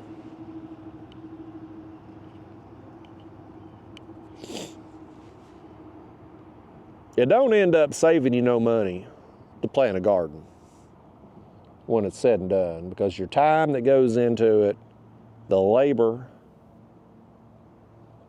whatever expense you have, like in my situation here, I used to till up an area on the ground. And of course, I'd bought a tiller to do that, and I sold the tiller this spring. I built that bed last fall, and I waited till the spring to sell the tiller. Tell this fish to get that hook. You're just chewing up that bait over there.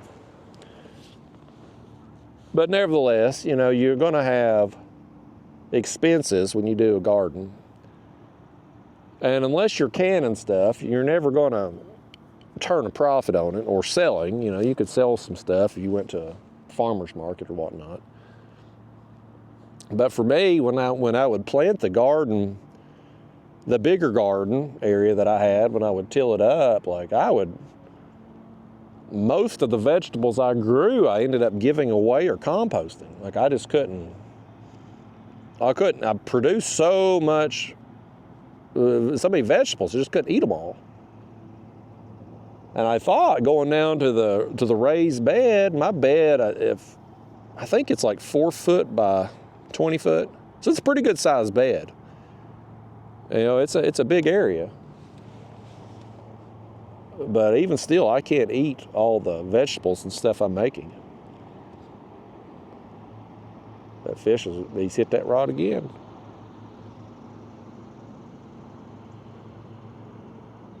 As many times as he hit it, we're probably going to have to switch that bait out, or at least check it, because it's probably foul hooked.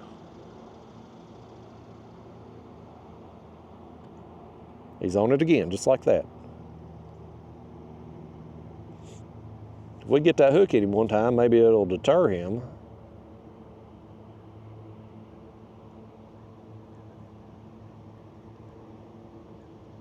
I think he's got that bait because the line's at an angle, but I think he's probably just got the bait and not the hook too.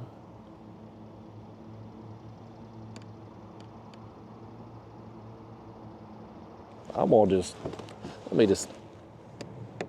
I think he's got it. I don't think he wants to have it, but okay, you let it go then. Let's just reel it up. There probably ain't much left of it.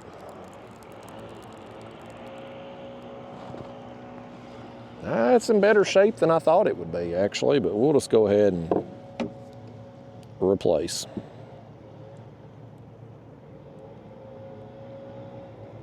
Now what we'll do that one like we've done the others. We'll cut it up in small pieces and send it down. And maybe that fish that's pestering us, maybe, just maybe, he'll eat them smaller pieces instead of the bait on the hook.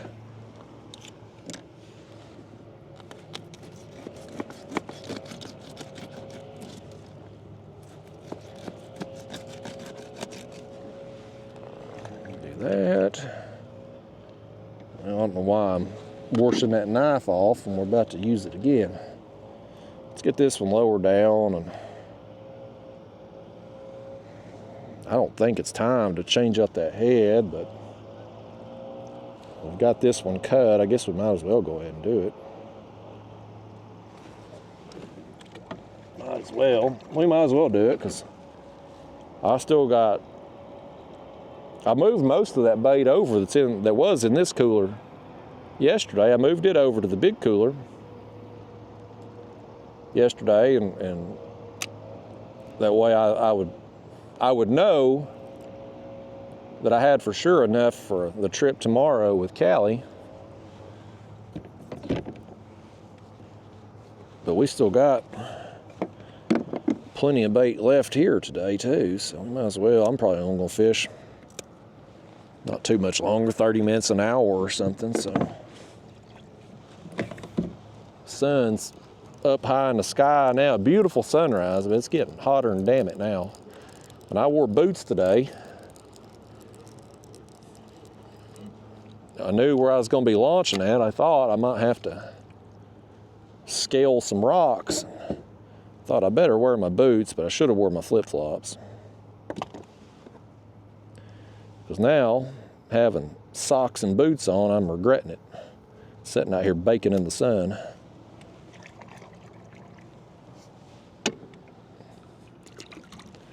Down that bait goes. Here comes the ski boat. There's a sailboat in front of us. Starting to get more, getting that hour of the day now. Starting to get some more people out here. Still is not obnoxious with the boat traffic. Probably won't be till this afternoon, but I just like having the water to myself.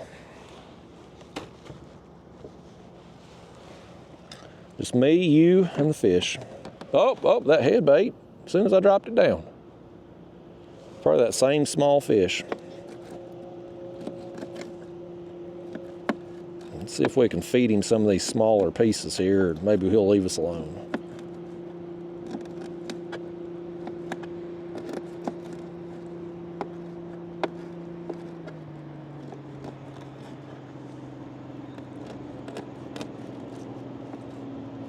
All right, this ought to appease him.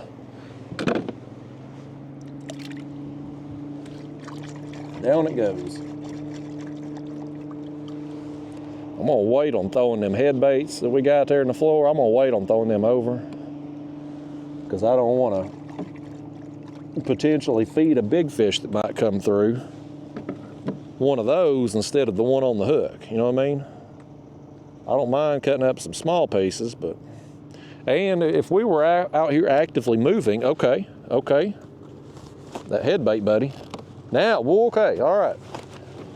Switch that thing out and here we go. But if we were actively moving, like dragging, trolling or something, I wouldn't mind tossing them head baits out. But with us sitting in the same spot, them baits are gonna sink to the bottom, right there where our other baits are at. The big fish comes along, all the options I want it having is the two baits on the hook.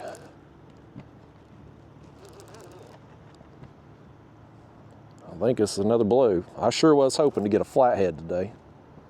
The later it gets in the morning, the less likely I feel like that is to happen. This one right here is just a digging though.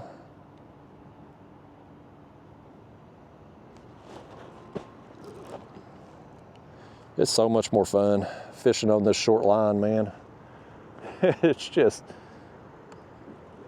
and don't get me wrong, I like dragging. You know, I do. I like anchoring down and casting baits out.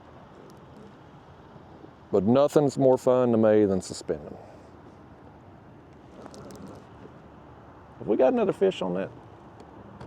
I think something had hit our other line over there.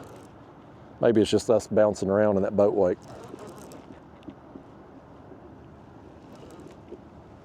Oh, this one ate the fly. He knocked our head bait off and just splashed me in the face.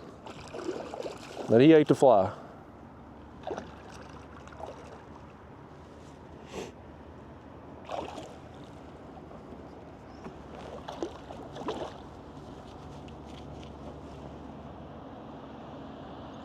Y'all wave at the bass boat, man. Lord knows he ain't gonna catch nothing over there. Bass fishing. He's staring at us the whole way though.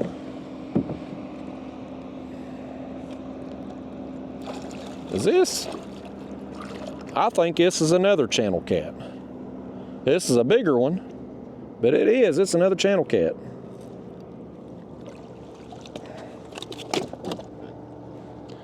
Danged old channel cats, man. This one right here is a little, at least bigger size. We don't normally get them too big here in East Tennessee. Although, I mean, this ain't like Sandusky Bay type channel cat, but you know what I mean. Like this size right here ain't overly common. It's mostly like that first channel cat we got. Get on out of here. I'm trying to be nice to you and compliment you being bigger, channel cat. He don't care. He's so mad at me. Danged old thing. Ornery old devils. I don't know why channel cat's got such bad attitudes for it. He get water all over you. He did. Got water right there on the lens, didn't he? Don't feel special. He got me too.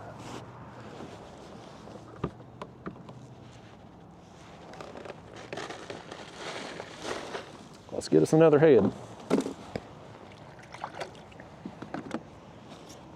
Since he threw that off down there, he's probably down there eating on it right now.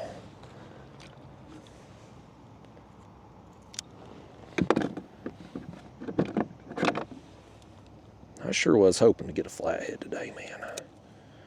That was my whole motivation, really, aside from just wanting to have some fun suspending baits. That was the main motivation for wanting to do the suspending today versus doing what we've been doing, which we know has been pretty productive. The last trip out, got some a couple fun sizers, but got numbers of fish. Prior to that, been getting some quality in addition to the numbers. Today, coming out here, I really honestly didn't expect to get as many fish as what we're going to end up with, but I thought we'd have a chance at a bigger one. I don't know how many we've got now. We've beaten the 4 to 6 fish mark that I had set the goal for, so we've done that at least, even though at the present time quality's not really been there.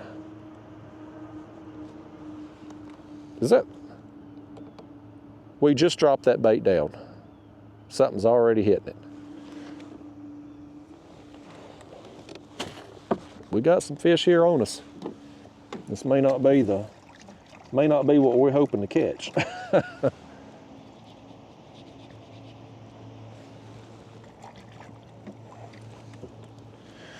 Yeah, I'm gonna fish a little while longer. See what happens here. I may outlast you all today because I don't know if the battery will make it until I'm done, but I ain't gonna fish too terribly. I might give it 30 minutes to an hour before I go home and eat my vegetable platter. Homegrown vegetable platter. I got some Aldi's brand ranch dressing for it, but the vegetables, homegrown. Technically organic, I guess, because I ain't had to put I put ant killer around the bottom of the bed, but nothing on the plants. So, I guess technically organic. Very productive year though. Pretty impressed with the raised bed. Takes minimal time to get out there. I mean, in the spring when I first plant, that when you first start getting a harvest, I'm out there pretty regularly, and so I'm able to pick the weeds and keep the plants looking good. When we get this late into the year, it don't matter if it's the raised bed or even back when I was planting a normal garden, the garden just starts to look a little rough. It starts getting a little neglected. It's just how it always is with me.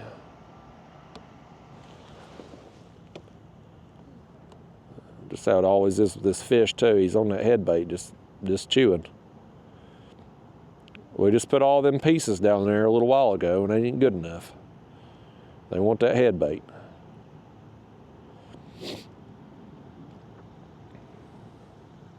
Y'all bear with me a second here. I got to get me another swig of water.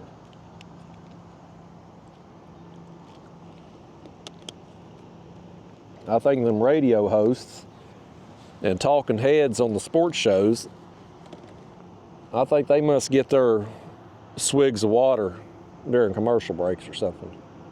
Me, I don't have commercial breaks. I mean, I guess y'all technically see some commercials because YouTube's got to make $1 off me, and I'm glad they do because they share that $1 with me. But while I'm out here filming, there ain't no commercial breaks. So I gotta get my swigs when I get my swigs. I don't want to get too many swigs because I don't want to have to pee while we're out here. It's usually the first thing I do when the camera shuts off is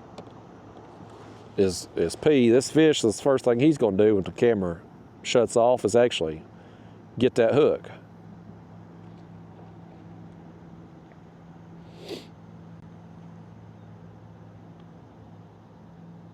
I still think he's got that thing potentially.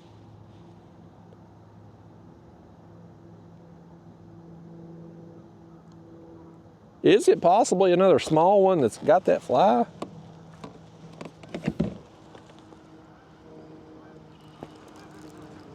No, he ain't got it. He just pestering the hell out of us. If they're gonna chew up a bait, I'd rather them chew up the, boy, and he has chewed it up too. I mean, we just dropped that daggone thing down and look at it. Already munching away. I'd rather them chew up the chunk over there. We can replace it easily. Head bait. One head bait per bait. We can get 3 or 4 chunks.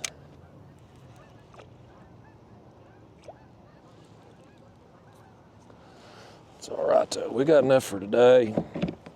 Hopefully tomorrow will go well. I hope, you know, it's a lot of pressure. That's why, one of the many reasons why I couldn't be a fishing guide. 1, I don't like people. 2, the pressure of having to put people on trophy fish. I'll take Callie to where I've caught my best fish lately and hope they're still there and in good numbers. And again, I don't know if I'll film that or not. It'll be her call. I'm pretty content just going fishing. It'd be nice to have a day just to go fishing. And I'd certainly be on her video for her channel, but as far as me filming, it'll be, if she wants me to do it, I'll do it. You know, it would be good publicity for her channel, I guess, if I filmed and whatnot, but it doesn't matter to me. I'll take the camera in the morning, game time decision. It'll be the first time I fished with Mark, though. Again, he's got Deuce's Wild Fishing. He does a few things. He's got the fishing guide service, Deuce's Wild Fishing Charters. And he also teaches a jiu-jitsu school. And then this year he's gotten into, he told me what it was called, and I've done forgot. It's some kind of certification course that he's teaching for, I don't want to say the word because I've already badmouthed YouTube on here enough today. As this fish, okay, nope, he dropped it. But this genre is not very liked on YouTube right now, so I don't want to say the pow-pows, but Mark has some kind of, he's taken some kind of course to allow him, it's not like a carry permit type thing, it's not that. It's some other kind of like advanced certification, I think, for like people who do it competitively. As this fish is back over there now. I don't know, but anyway, he's been spending a lot of time doing that this year. So I ain't got to fish with him in forever. And so this will be the first time him and I have got to do any fishing in a long time, so looking forward to hanging out with him. In fact, I ain't even seen him. I reached out to him to see if he had any availability this week because I knew Callie was going to be in town and she didn't feel comfortable going out in kayaks. And I think that was the first time I talked to him since his son fixed my kayak trailer back a few months ago. And I know I ain't fished with him in over a year probably. So it'd be good to get out there and fish with him. But we'll see. If the next video is a video of me and them two, well, then you'll know I filmed, and if not, then, well, you'll know I didn't. Shouldn't be any disruptions, though, in the filming for a little while. I'm several videos ahead, so it's nice to have a cushion. Plus, sometimes, too, honestly, and this is bad to say this, but there are days when the weather's nice, conditions are good, and I should be fishing, that I just don't want to go. Sometimes I just rather, go do something else, whatever that is, whatever I'm in the mood for that day. I may wake up with all intentions, or will go to bed the night before with all intentions of going. Have everything hooked up to the car, ready to roll out next morning, and then wake up and be like, you know, I'm a few videos ahead, the weather's nice, maybe I want to take Daphne over and just go on a walking trail or something. Let's go do something else. And that's kind of nice. And having a little bit of a cushion, being a few trips ahead, a few videos ahead, it allows me the opportunity to do that when the mood hits. And coming up here soon when football starts back, and by the time you're seeing this video, football may have started back. I can't remember what the end date of the last video I have scheduled is. But when football starts back, even though it's probably started by the time you're seeing this, and this fish right here, buddy. Okay, he's got it. He's got it for real. He's got it for real. This fish said he's going to try to win the Heisman right here, running with this bait. Well, he's coming right up too, ain't he? I'm having a hard time catching up to him.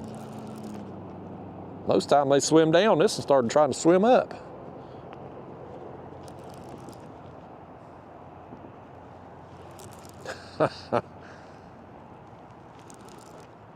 The old fish. Small fish too. Small fish, but boy, he hit it with authority. And this goes back to why I find suspend fishing so fun. When you get a fish this small that can put the bend in the rod like that right off the bat, you know, when they hit it, that's why I love it, man. But yeah, folks, once football starts back, I'll be spending more time in front of that TV set for sure. This one here he's hooked in a bad way. The hook is going through the bottom lip up there where I need to, you know what, why don't you just come on in, fish, before I end up wearing this hook. I've had a good time out here this morning, and I don't want to ruin it because of you sticking me with a hook last second. There. Is that actually another channel cat? I can't. My gosh, it is. It's another channel cat. Oh, we're getting eat up with channels here. I got even less confidence now that a big flathead's going to move through.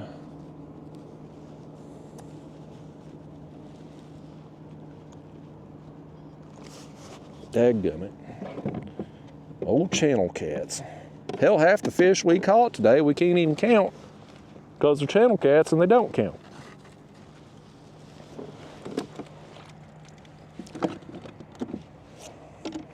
We are getting more bites, though, than I anticipated. I really thought today might be a challenge for me filming this style of video, this unedited style, because it's hard to justify posting a video if you don't get many fish. A lot of you don't care. You want to go on a real fishing trip, and real fishing trips, sometimes you don't catch many fish, or you don't. You know how it is. You're a fisherman, you understand. But there's an entertainment side of things, and it's certainly more entertaining if you can get bit early and often. I wasn't sure it was going to be a successful filming day, but we've gotten enough fish to, I feel like, justify the video. I wish we could have got better quality. I wish we could have got, a couple of the fish fun sizers wasn't bad, but I wish we could have got a whopper like I always do. I wish we could have got a flathead, which is what I really wanted today. And that either one of those could happen at any time. But the later we get in the morning here, the less optimistic I am that it's going to happen. And I think my battery's about dead. So y'all, even if I do get a big one, y'all probably ain't gonna see it. Because the battery here is about toast. This battery and battery pack lasts right at about 4 hours. It's perfect for a normal trip, but I'm gonna give it maybe 30 more minutes.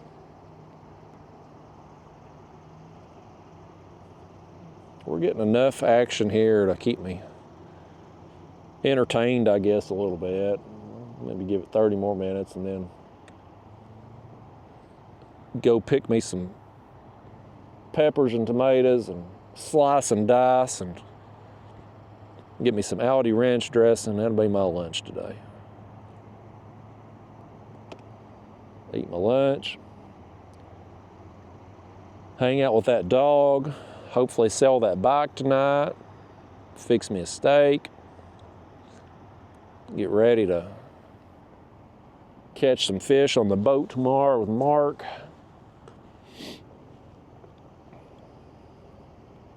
I don't know about you. I mean, I know we didn't get our flathead today, but I mean, I'm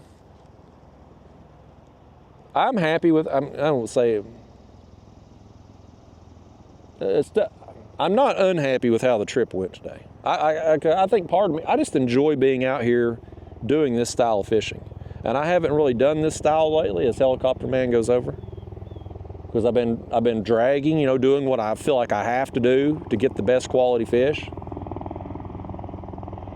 But I just enjoy doing this so much more. And I think because it's been a while since I've done this style, that even on a day like today where we didn't get a flathead and we didn't get any super big fish, it's like I've had a great time out here this morning.